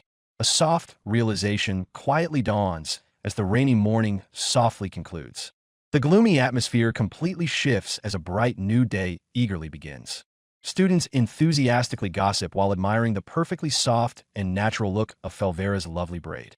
Eager whispers spread rapidly as everyone desperately wants to discover his amazing hair secret. Collapsing in pure despair, Miguel wildly begs someone to tie his hair for him. Suffering from extreme morning weakness, Miguel Felvera practically melts into a useless liquid puddle on the desk. His stern roommate, Vincent Danzane, impatiently declares it is already time to leave for the study room. Vincent stares down coldly at his utterly pathetic and weeping friend. Refusing to entertain the drama, Vincent bluntly suggests taking the hair off entirely if it cannot be tied. Miguel helplessly whines that he suffers from the exact same problem and is terrible at styling it himself. Pleading desperately, Miguel dramatically invokes their supposed status as absolute best friends. The heavy weight of the title best friends loudly echoes in the tense morning air. Breaking into loud, fake sobs, Miguel hilariously wails about them being best friends forever. Furious at the endless whining, Vincent aggressively threatens to just cut the hair off entirely, so tying it becomes unnecessary. A completely mundane bread crust sits utterly ignored amidst the chaotic morning routine. Miguel fondly remembers the absolutely perfect braid his beloved nanny used to style for him during his legal studies at age 12. Complaining about his current shaggy look, Miguel curiously asks what Vincent usually did back at home. The conversation suddenly abruptly halts as attention shifts forcefully toward the classroom curtain. Blinding sunlight aggressively pierces through the thin window fabric. A gentle morning breeze violently rustles the bright classroom curtains. Dazzling light fiercely bathes the entire room in a harsh and unforgiving glow. Vincent silently endures the overwhelming brightness directly hitting his eyes. Squinting slightly, someone nearby questions if the intense glare is too bright. The relentless sunlight continues to blindly flood the immediate seating area. Concerned for his comfort, a classmate clearly asks if the glaring light is bothering him. Startled by the sudden question, a sharp reaction instantly ripples through the quiet space. Quickly recovering his composure, Vincent dismissively claims the other person is just being overly self-conscious about the blinding light. Offering a highly practical solution, the considerate classmate suggests switching seats away from the glaring window so Vincent can see his notes. Stifled giggles suddenly erupt from the highly amused observing students.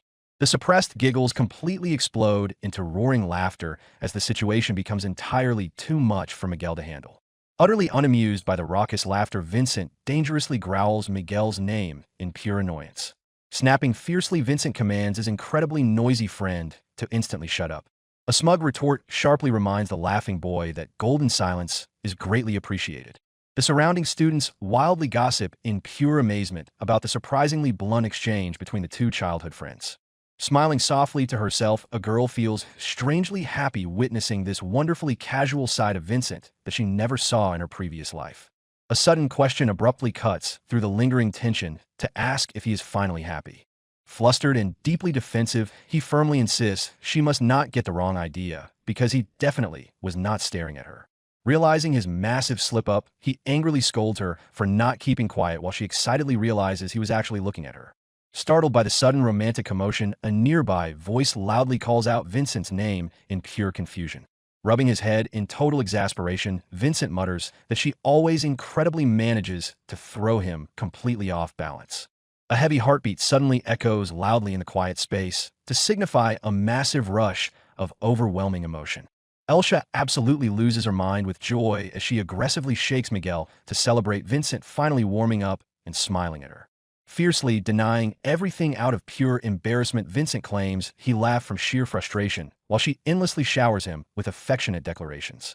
Overwhelmed by her unyielding energy, he desperately asks what is wrong with her, while she continues to gleefully cheer about his genuine smile. Miguel bluntly interjects into the chaotic romance to hilariously state that Vincent honestly looks significantly better when he keeps his mouth completely shut. Surrounding students whisper excitedly about touching his beautiful hair and jokingly lecture each other about having just a little bit of modesty. A tense and heavy stare violently hangs in the cold air as the lively background chatter slowly fades away into nothingness. Deep contemplation entirely consumes the quiet moment as unspoken thoughts race fiercely through his heavily troubled mind.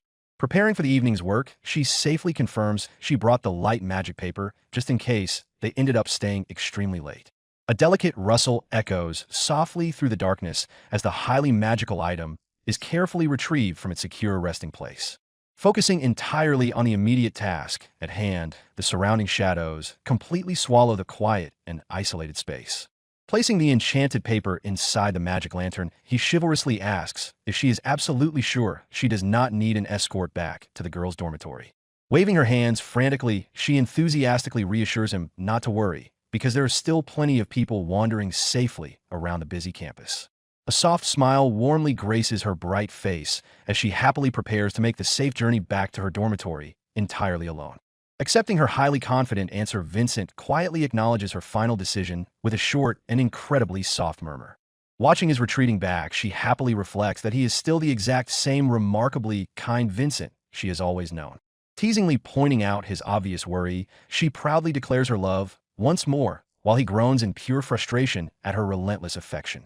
Desperately hiding his obvious blush, Vincent sharply stammers that he was strictly taught to escort women safely and demands she not get the wrong idea.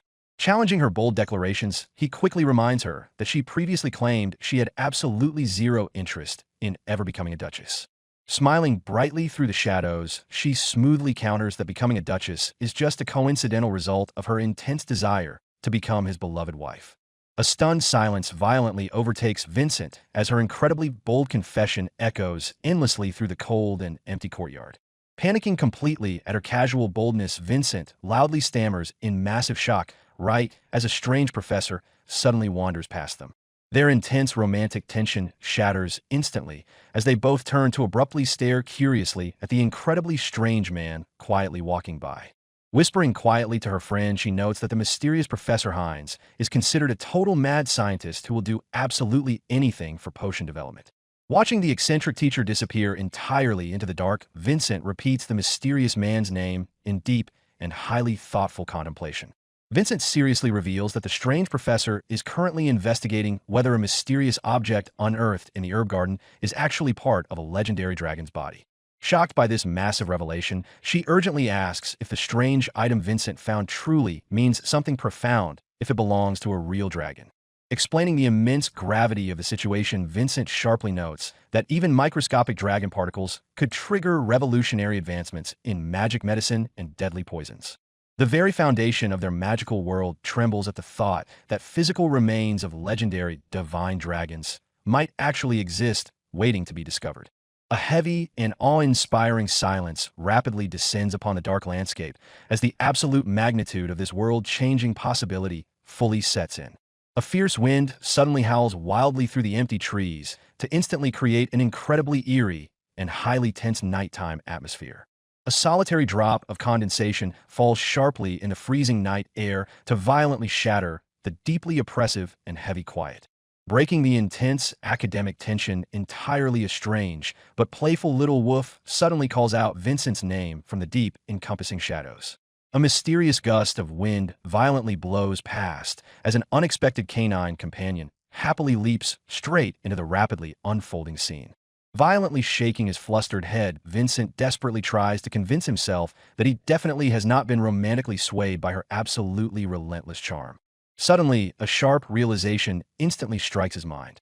Quietly, a subtle movement catches his undivided attention in the tense stillness. A sudden flash of quick movement aggressively breaks the heavy and imposing silence. Remembering her incredibly bold words, Elsha's shocking declaration about fiercely wanting to become his wife rings clearly in Vincent's mind. Realizing the grim reality, Vincent coldly acknowledges that his prestigious noble family would absolutely never accept a match with a mere merchant's daughter. Frustrated by his deep internal conflict, someone loudly accuses Vincent of completely misunderstanding the delicate situation. A suffocating silence falls heavily as the massive weight of their complicated reality firmly settles over them. Resolving to bury his forbidden emotions, Vincent fiercely decides he simply must stop nurturing this dangerous, growing feeling. Returning unexpectedly fast, Vincent is instantly questioned about why he is no longer diligently escorting Oriana. Explaining his early arrival, Vincent casually states that she refused his escort because the surrounding area was still heavily crowded.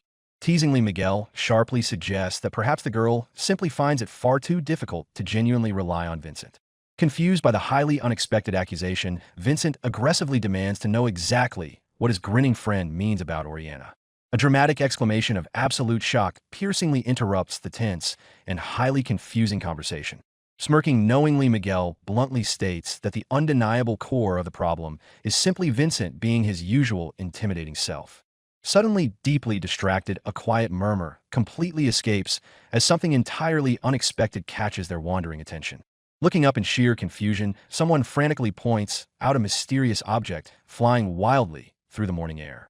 The chaotic scene shifts swiftly to the incredibly bustling courtyard located directly in front of the massive main school building. Searching the lively campus courtyard, someone noticeably points out that the highly energetic little pup who usually greets them is mysteriously missing. Joking casually among themselves, they lovingly compare her chaotic energy to an untrained big dog rather than a cute little puppy. Chuckling softly at the wild comparison, a passing student sarcastically mocks their blatant and undeniable affection for the untrained big dog. Footsteps echo lightly as the lively students continue their highly relaxed morning stroll through the beautiful campus. Joyful and entirely carefree laughter rings out brightly from a nearby group of incredibly cheerful students. A wonderfully warm and highly affectionate atmosphere completely envelopes the peaceful and totally radiant morning courtyard. Apologizing nervously, a deeply flustered girl intensely regrets making it look like she was secretly ambushing Azric outside. Spotting her instantly, a massively shocked voice loudly demands to know why Oriana is wandering right outside the boys' dorm in completely inappropriate attire. Panicking over her incredibly messy hair, a concerned friend frantically urges someone to immediately ask her what dangerous situation is actually going on. Pushing forward aggressively, the highly confused student desperately demands an absolute and immediate explanation for this incredibly bizarre morning scene. The intense and highly awkward confrontation hangs heavily in the cool air as everyone waits eagerly for her desperately needed response. Stepping forward completely defensively, the tall and incredibly imposing figure of Azric suddenly moves to shield the highly flustered girl. Staring in absolute disbelief, the massive crowd of onlookers wonder wildly why the fearsome Zarina Azric is accompanying her this early in the morning. Excited whispers erupt immediately as someone instantly recognizes him as the legendary desert fighter heavily involved in the rumored marriage duel. Correcting the wild campus gossip, someone firmly clarifies that the deadly duel is actually a highly sacred traditional ceremony of the Eki Karima Kingdom. Brushing off the frantic apologies entirely, Azric kindly assures Elsha that she can always completely rely on him for absolutely anything. Gesturing completely helplessly, she nervously explains that her missing delicate laundry is not exactly something she can comfortably leave hanging on a tree branch. She frantically reveals that the dangerously strong wind completely blew away her hanging laundry, and the helpful janitor absolutely could not help find it. Clasping her hands together, desperately, Elsha highly embarrassingly admits that Azric was the absolute only reliable person she could possibly think of to help her. Showering him with immense gratitude, she loudly promises to fully repay the massive favor while he casually and entirely brushes it off. Smiling warmly at her highly intense reaction, Azric simply tells the incredibly frantic girl that she is completely and utterly exaggerating the mundane situation. Flustered and highly embarrassed, she stammers weakly while desperately trying to pinpoint exactly where the missing intimate clothes actually landed. The chaotic and entirely bizarre morning firmly establishes a brand new, unexpected bond between the deeply embarrassed girl and the incredibly reliable desert warrior. Realizing they somehow just passed by the door, Miguel nervously notes she must have been waiting right outside. Waving her hands frantically, she enthusiastically insists there is absolutely no need to worry about her. Watching her quickly walk away, Miguel curiously asks Vincent if he actually plans to chase after her. Staring coldly ahead, Vincent bluntly states there is absolutely no need to follow since she clearly doesn't need him. A solemn bell tolls loudly and entirely shatters the tense morning quiet. Bursting with radiant energy, Elsha brightly wishes Vincent a good morning while completely ignoring the previous tension. Vincent heavily observes her completely refreshed demeanor and feels deeply baffled since she looked ready to cry just moments ago. Cheering a good morning to Miguel, she casually asks about their upcoming supplementary lecture on Carey literature and battle formations. Frustration violently brews within Vincent as he questions why his help wasn't good enough while clumsily dropping his pen nib. Staring at his dropped pen, he realizes with a heavy heart that she is completely used to his cold and unresponsive treatment. Deep in agonizing thought, he silently wonders when exactly his cold demeanor became his painfully unchangeable default. Bitter regret heavily crushes his spirit as he internally mocks himself for becoming such an utterly useless fool. The professor loudly commands the room to explain how pulped dragonwood magic paper activates through drawn circles and staff power. Emphasizing the ancient mystery of Carcel script, the teacher notes that even the wisest sages consider this magic an endlessly evolving field. Pointing sharply at the board, the instructor smoothly transitions from basic characters to teaching the vital supporting decorations. He clearly compares these incredibly crucial magical decorations to common linguistic particles. Excitement powerfully builds as the professor loudly explains how single-word arrays finally connect in a highly complex magical sentences. The classroom atmosphere instantly electrifies as the magical arrays officially level up to become significantly more exciting. Gripping her pen fiercely, a determined student intensely vows not to miss a single word of this crucial lecture. A deep, focused silence violently grips the entire classroom as every student rigorously concentrates on their complex notes. Giggling brightly after class, she wonders aloud about all the incredible magic they will soon be able to miraculously perform. Catching her sudden shift in demeanor, Vincent notices her strangely distant expression completely lacks its usual fiery excitement. A haunting feeling violently strikes him as she suddenly seems entirely alone and completely out of his desperate reach. Staring intently at her distant profile, Vincent quietly absorbs the heavily unspoken emotional distance hanging between them. The tense quiet powerfully stretches as unspoken worries violently swirl within his deeply conflicted and troubled mind. Breaking the suffocating silence, Vincent abruptly asks if something is bothering her because her energy feels completely off. Startled by his sudden concern, she blinks in pure surprise as he sincerely offers his absolute, unconditional help. Flashing a brilliantly wide smile, she cheerfully thanks him while her sparkling eyes completely mask any lingering sadness. Waving off his deep concern instantly, she enthusiastically insists she is perfectly fine and merely spaced out. Accepting her highly energetic deflection, Vincent quietly murmurs while she apologizes playfully for briefly losing her strict focus. A heavy lingering tension fiercely grips the crowded hallway as her forced cheerfulness completely fails to convince him. Turning away coldly, Vincent suddenly announces he is completely skipping the cafeteria while she watches in slight confusion. Reaching out frantically, she urgently demands to know if he actually plans to entirely skip his necessary lunch. Desperation fiercely bleeds into her trembling voice as she calls out his name to desperately halt his sudden retreat. Chasing after him aggressively, she frantically warns that his body will horribly suffer if he refuses to eat properly. Vincent abruptly stops dead in his tracks as his broad shoulders fiercely tense beneath the crushing weight of her relentless nagging. Echoing her exact previous words, he sharply declares he is perfectly fine and she absolutely does not need to worry. A stunned silence violently crashes over her as his incredibly cold words ruthlessly pierce her highly frantic concern. Glaring back with absolute icy fury, Vincent aggressively demands if she honestly believes she dictates his daily eating habits. Shrinking back in pure, unadulterated shock, she weakly stammers that she definitely did not mean it that aggressively.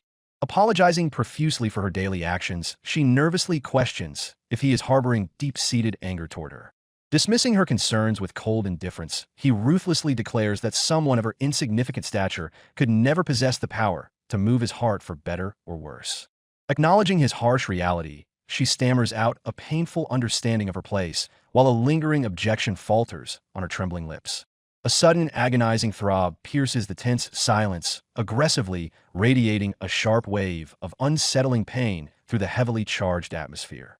Frustrated by the sudden intrusion, he firmly commands her to cease, following his every move, and abruptly walks away into the distance. Shocked by the macabre implication of pursuing someone who has already perished, she desperately calls out for Vincent before the dark reality fully sets in. Heavy silence descends as the intense emotional weight of the devastating revelation anchors them in a profound, unspeakable moment of shared grief. The tension fiercely escalates in the silence, pulling the scattered fragments of their tragic confrontation into a dangerous, unspoken standoff.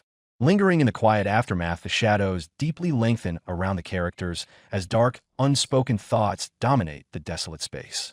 Contemplating the morbid limits of existence, the speaker chillingly proposes that reviving or even killing someone might actually be theoretically possible. Revealing the dark core of his academic thesis, he cryptically notes that mythical dragons inherently govern the absolute unyielding forces of life and death. A profound realization forcefully strikes as the enigmatic name of Professor Hines heavily echoes through the tense, investigative conversation. Connecting the dangerous dots, she instantly deduces that the eccentric professor perfectly fits the volatile, unpredictable archetype of a deeply obsessed mad scientist. Explaining a recent anomalous discovery of mysterious bones near a medicinal herb tree, he admits the immense difficulty of proving their draconic origin since dragons supposedly no longer exist in the mortal realm. Openly doubting the professor's bizarre claims, she dismisses the far-fetched theory, prompting him to lightly laugh off the sheer absurdity with an agreeable chuckle. Pivoting his sinister logic toward a much darker possibility, he chillingly suggests that they could theoretically harness the raw, untamed power of a dragon that is somehow still alive.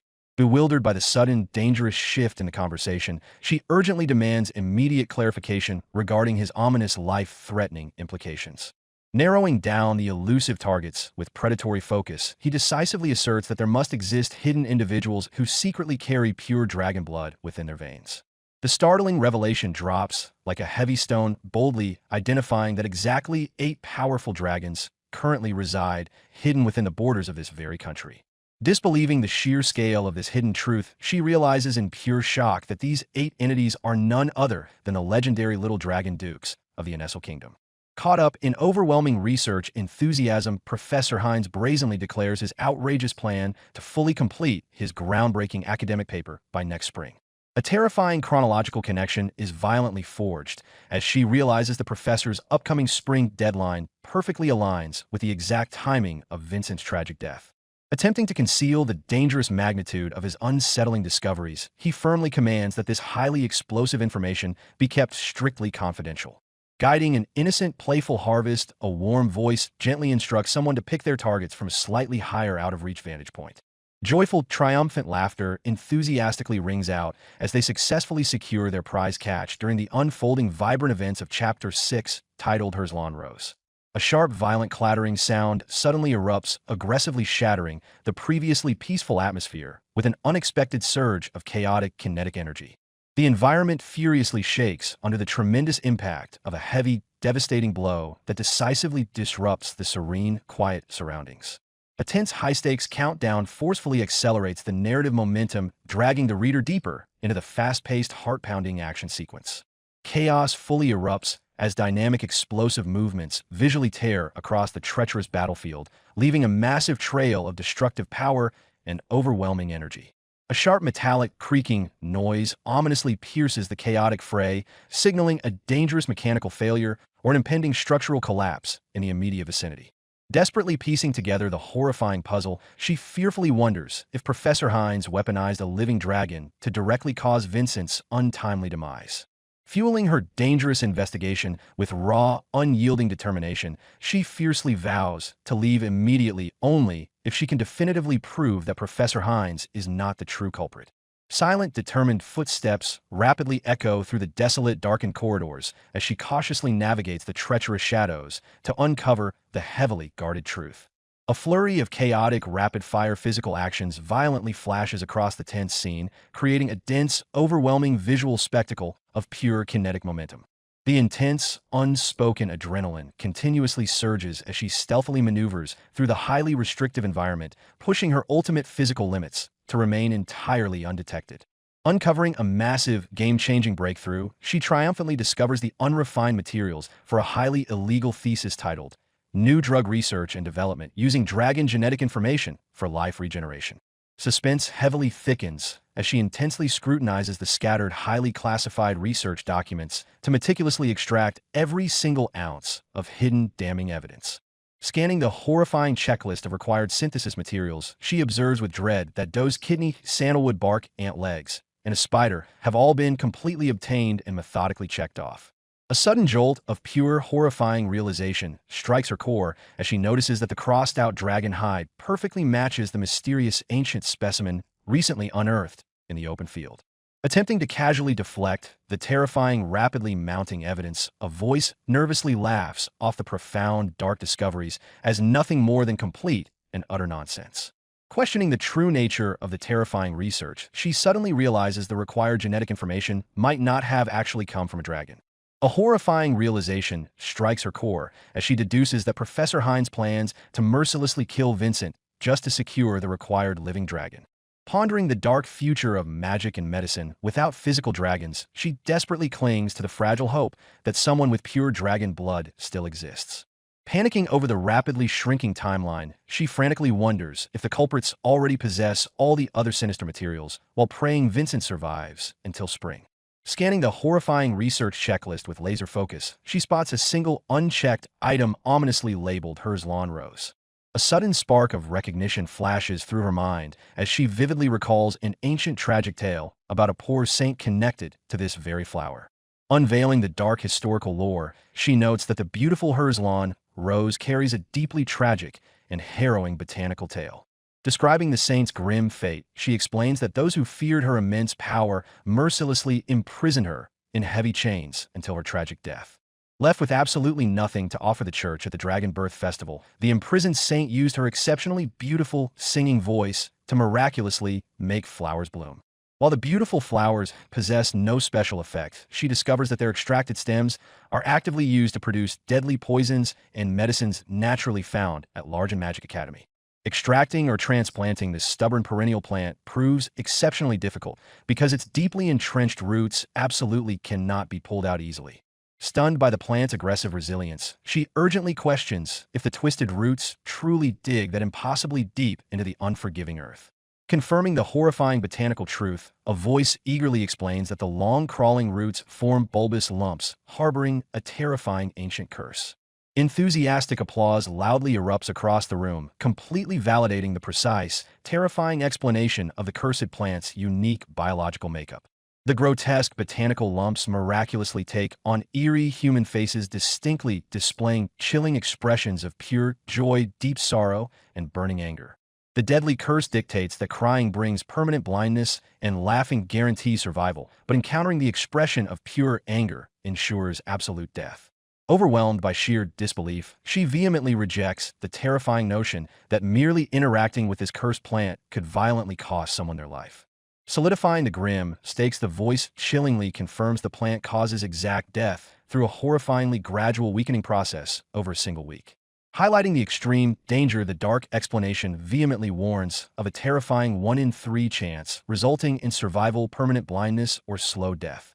Shrinking back in pure, unfiltered terror, someone fearfully stammers about violently breaking out in hives just from accidentally touching the dreaded flora. A heavy, suffocating silence violently descends as the sheer magnitude of the deadly curse fully sinks into their racing, fear-struck minds. Exhaling a sharp, ragged breath, she desperately attempts to release the mounting, suffocating tension rapidly building within her tight chest. A massive, game-changing epiphany violently strikes her as she definitively realizes Vincent did not die from a week-long gradual weakening. Grounding herself in the jarring reality, she quietly reflects that her previous erroneous assumption completely dominated her thoughts during that fateful dark time. Shattering her deep introspective trance, a voice abruptly pierces the quiet space to bluntly point out her painfully obvious mental distraction. The voice directly zeroes in on her, sharply calling out Oriana's name to forcefully yank her back to the immediate present reality. Jolting backward in absolute shock, Oriana loudly screams Yana's name as the sudden, completely unexpected ambush violently startles her. Leaning heavily into dramatic theatrics, Yana playfully flatters Oriana by boldly declaring her the most beautiful girl in school, who brutally puts the moon to shame. Fighting back a massive wave of inner turmoil, Oriana nervously remembers that just the other day Vincent harshly commanded her to stop following him. Noting her highly unusual behavior, Yana admits genuine surprise at catching the usually focused Oriana blatantly spacing out in such a random, quiet corridor. Smirking with playful malice, Yana directly questions if Danzane's famously clingy follower is finally taking an unprecedented day off from her usual stalking routines. Caught completely off guard by the sharp, teasing accusation, Oriana stares back silently with wide, incredibly expressive eyes masking her deep panic. Feigning a massive dramatic surprise, Oriana loudly deflects the teasing accusation by stubbornly claiming she hears that exact critique all the time anyway. Shifting to a surprisingly warm tone, Yana confidently offers to step in and fully capture Oriana's highly divided attention for the entire day. Refusing the generous offer with a gentle, deflective smile, Oriana softly but firmly insists that absolutely nothing is wrong with her current state. The dynamic visual tension sharply rises as a quiet, heavy pause completely takes over the previously energetic and bouncy conversation. A subtle, silent shift in her physical posture beautifully communicates the deep, unresolved, emotional conflict violently warring inside her anxious mind. Refusing to let the heavy atmosphere win, Yana creatively pivots the stalling conversation by suggesting they treat her complex dilemma like a simple, harmless game. Sparking the mental exercise in a high gear, Yana vividly instructs Oriana to imagine a mysterious closed box sitting directly in front of them. Laying out the absolute unyielding stakes, Yana ominously reveals that opening the imaginary box forcibly triggers one of three highly specific, unchangeable outcomes. An ominous voice presents a terrifying hypothetical scenario revealing that the absolute final consequence of the twisted game is death. A character reacts with pure disbelief to the extreme stakes by sharply questioning if such a dangerous lineup of choices even constitutes a game. They firmly reject the deadly proposition and logically assert that joining such a dangerous gamble requires a substantial reward. The challenger dramatically escalates the emotional stakes by instantly revealing that the ultimate prize guarantees survival for a cherished loved one. A heavy visual silence descends as the crushing weight of the terrifying life or death ultimatum deeply sinks into the tense atmosphere. The grim explanation continues as the speaker elaborates that simply opening the mysterious box possesses the power to shield an incredibly important person.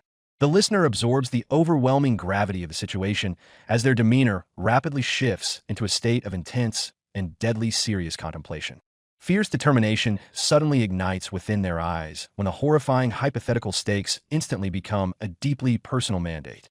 They steel their unwavering resolve and passionately declare that protecting a loved one utterly eradicates any shred of lingering hesitation. Making the definitive choice with absolute conviction, they bravely vow never to entrust the monumental duty of saving someone important to anybody else. The speaker burns with protective fury and fearlessly asserts their total readiness to defend the ones they care about at any conceivable cost. A profound moment of emotional resonance gently echoes through the silence as Yana's name is softly and tenderly spoken. The speaker shatters the suffocating tension with a sudden clap and cheerfully shouts a playful dismissal to dramatically reset the heavy mood. They deflate the intense buildup by honestly confessing that making bold hypothetical claims is easy, but reality might bring violent shakes of fear. They acknowledge the universal dread of mortality by admitting death terrifies anyone before casually urging the group to move on toward Meister. The narrative perspective smoothly pulls back as the characters physically distance themselves from the incredibly heavy and emotionally draining conversation. A soft and lingering laugh faintly echoes through the desolate space to provide a brief but profoundly unsettling moment of calm. The scene violently shifts focus as a dark and imposing voice abruptly cuts through the silence to call out Danzane's name. Professor Hines projects absolute authority by casually commanding Danzane to sit down while completely ignoring the thick tension radiating across the room.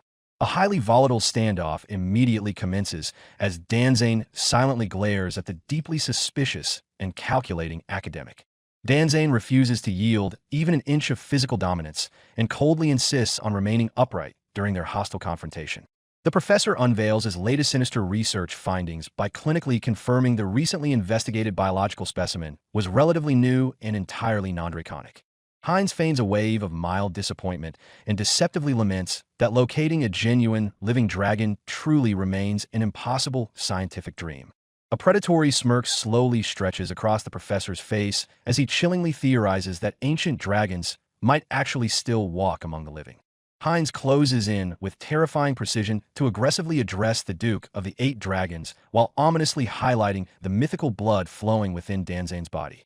The professor weaponizes his dark academic pursuits by whispering Danzane's name while brazenly bragging about a highly important thesis currently under intense development. A sharp jolt of pure shock violently ripples through Danzane as the sinister academic's insidious implications deeply pierce his carefully maintained exterior. The visual framing tightly constricts to heavily amplify the suffocating pressure actively radiating from the deeply unhinged and dangerous professor. Suffocating silence violently stretches out as Danzane rapidly processes the immediate and terrifying mortal threat now looming directly over his existence. Hines employs a facade of innocent clumsiness to falsely apologize for suddenly invading Danzane's personal boundaries with an entirely unprovoked physical touch. The menacing professor drops his carefully crafted mask just a fraction and mockingly advises Danzane to stop making such a frighteningly aggressive face. Hines dismisses the highly explosive encounter with cold precision and casually excuses himself while intentionally weaponizing Danzane's name one final time. A deeply ominous shadow violently stretches across the restrictive room as the highly dangerous professor finally turns his back on his prey. Hines pauses abruptly right before his exit and casually tosses a chillingly suspicious request for a supposedly quick favor over his shoulder. The suffocating dread heavily lingers in the empty space as Danzane realizes he is completely trapped in a highly dangerous new reality. A character aggressively confronts Azric to fiercely demand what he would do in the deadly hypothetical scenario. Azric confidently rejects the terrifying manipulative game and firmly declares he would never personally engage in such a massive and unpredictable gamble. He meticulously weighs the absolute consequences and rationally argues that dying sacrifices everything regardless of the theoretical chance to magically protect a precious loved one. The aggressive challenger smirks at the stubbornly stoic response and mockingly concedes that getting Azric to play any twisted game remains a truly monumental challenge. A character sinks deep into ominous contemplation to seriously question the terrifying hidden truth driving the dark rumor about Elsha and the three deadly choices. Delving into the dark rumors, the group contemplates Elsha's twisted three-choice tale, where opening the mysterious box guarantees either a win or sudden death. Dismissing the ominous narrative, a character scoffs at the concept and compares the deadly stakes to nothing more than a perplexing riddle. Pondering the unsettling familiarity of the rumor, another student deeply doubts that Elsha would ever willingly participate in such a reckless gamble. Shifting the focus entirely, a voice chillingly confirms that the mysterious box truly unleashes either a simple loss or immediate death. Breaking the heavy tension, a sweeping visual transition violently shifts the narrative focus toward a breathtaking and deceptively serene outdoor courtyard. Highlighting the lush environment, the perspective zeroes in on the vibrant foliage silently thriving within the Academy's grand gardens. Freezing in absolute horror, Oriana stares at the cursed Herzlan roses and shockingly realizes the deadly flowers are currently in full bloom. Connecting the horrifying clues, she deduces the culprits deliberately left the item unchecked while patiently waiting for the blooming flowers to finally fall. Analyzing the botanical timeline, she realizes that violently uprooting the plant now will heavily delay any new growth until the following year. Solidifying her daring sabotage plan, she realizes that delaying the sinister harvest entirely eliminates any pressing reason for the culprits to tragically murder Vincent.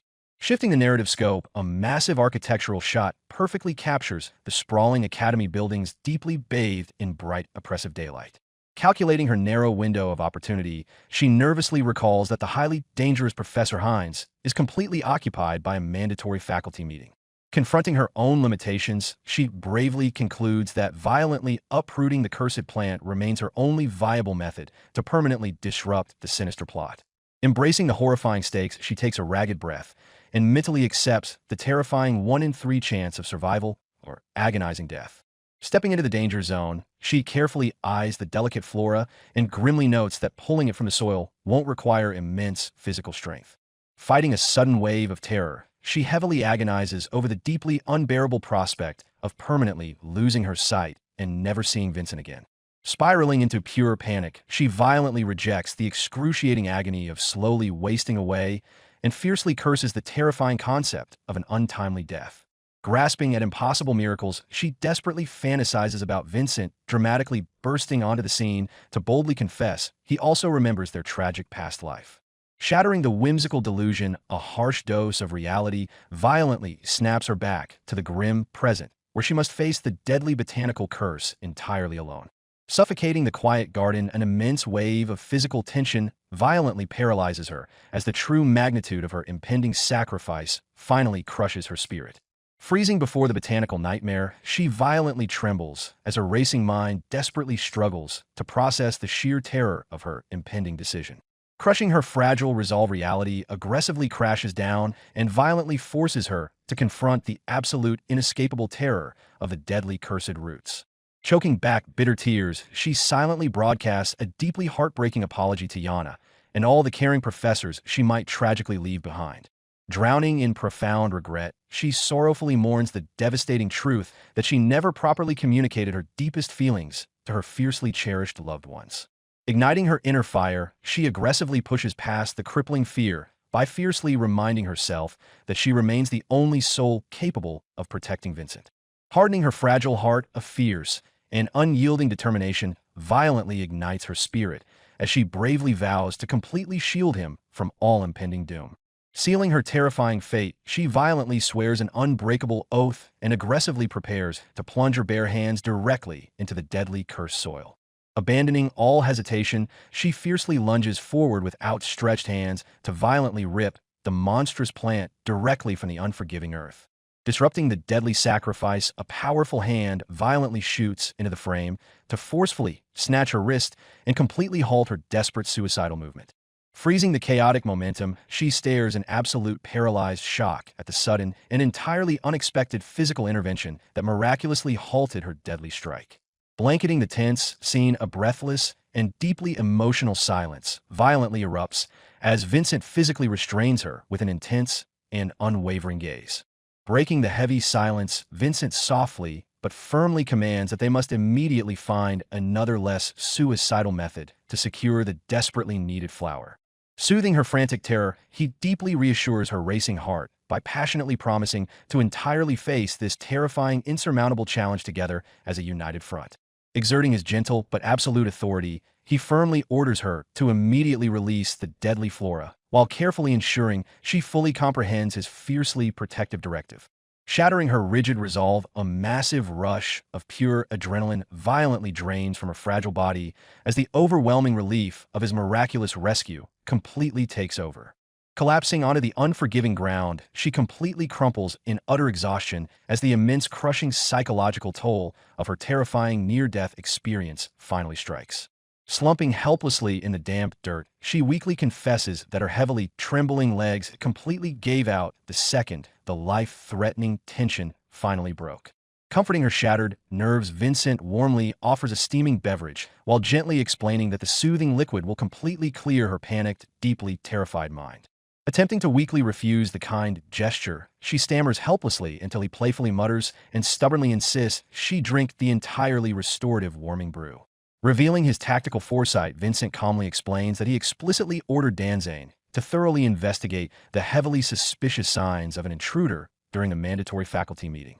Professor Hines dramatically laments being perceived as a madman who would carelessly sacrifice his own students for the sake of thesis. Clarifying his actual intentions, he calmly explains his plan to simply ask for a blood sample while strictly following the school's proper procedures. A sudden wave of silent relief washes over the characters as the overwhelming tension immediately begins to dissipate.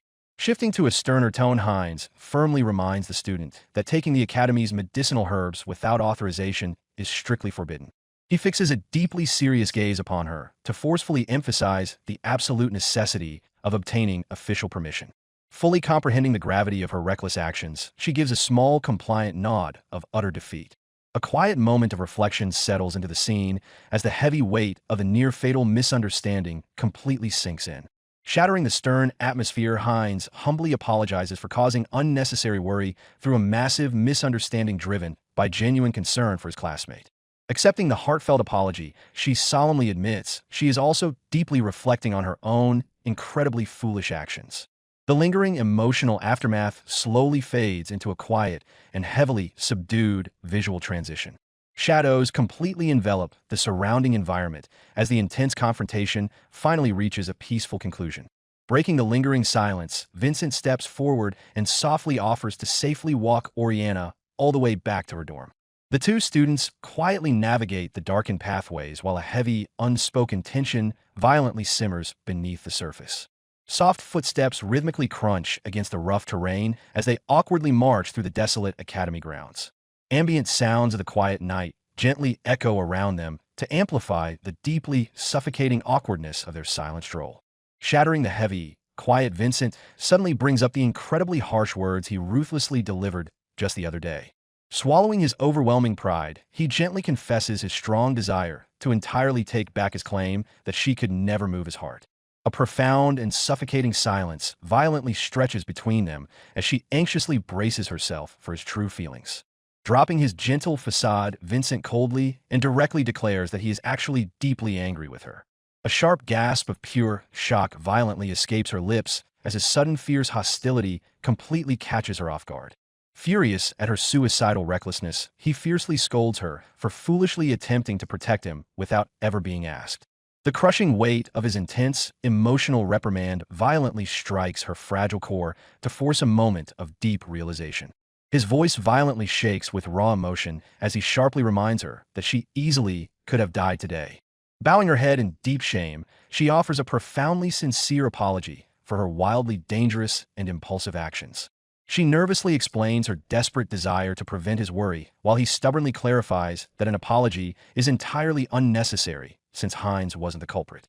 Pivoting the intense interrogation, Vincent rapidly questions why she would dangerously push herself if she is secretly battling a severe illness. Utterly bewildered by his sudden medical concerns, she loudly demands to know what on earth he is frantically talking about. Fueled by overwhelming panic, he aggressively insists she must immediately seek a professional medical evaluation to uncover any deeply hidden serious illnesses. Fiercely rejecting his extreme overreaction, she aggressively declares her body is completely healthy and absolutely refuses any unnecessary medical tests.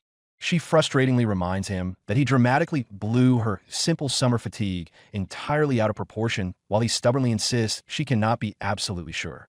Vincent fiercely insists she looked exhausted despite her claims that it is not a deadly disease. She aggressively fires back and screams that he absolutely does not know that for sure. A heavy visual silence falls over the scene as the raw, emotional tension reaches a volatile boiling point. Overwhelmed by deep insecurity, she frantically stammers that she completely lacks understanding and has no idea what to do. Spiraling into pure panic, she desperately cries out that she truly might not understand anything at all. The devastating emotional weight of her painful confession violently crashes down upon the incredibly tense atmosphere. Drowning in profound guilt, she sorrowfully laments being the only one who knows the truth while desperately failing to do anything. Clutching her chest in absolute terror, she violently hyperventilates and admits her crippling anxiety is completely suffocating her. Shattering her tough exterior, she fiercely screams that she never had any confidence and completely failed to protect him. Forcing an incredibly brave face, she tragically vows to keep desperately acting like a capable protector despite her crippling internal doubts. A suffocating visual pause fiercely stretches across the emotional battlefield as her deeply heartbreaking confession completely halts the aggressive argument. Tears rapidly welling in her eyes, she heartbrokenly confesses that she remains perpetually terrified and completely anxious about losing him again. Embracing an ultimate self-sacrifice, she passionately swears she will gladly endure any physical pain or profound hatred just to keep him alive. Completely stunned by her raw, emotional outburst, Vincent awkwardly stammers as he slowly realizes she is talking entirely about her own deep suffering. The profound shock of her incredibly selfless declaration violently echoes through the silent and intensely charged physical space. Time seemingly freezes entirely as the immense gravity of her deeply desperate feelings fully sinks into his racing, panicked mind. A quiet and subtle shift in the visual dynamic heavily emphasizes the incredible raw vulnerability now completely exposed between the two characters. Breaking the agonizing, heavy silence, Vincent softly breathes a single word while deeply processing the utterly devastating emotional truth. Cutting through the oppressively quiet atmosphere, she ominously whispers a deeply terrifying deadline directly regarding the highly anticipated upcoming spring season. Delivering the ultimate devastating blow, she fearfully reveals the horrifying, inevitable premonition that he is absolutely going to die violently.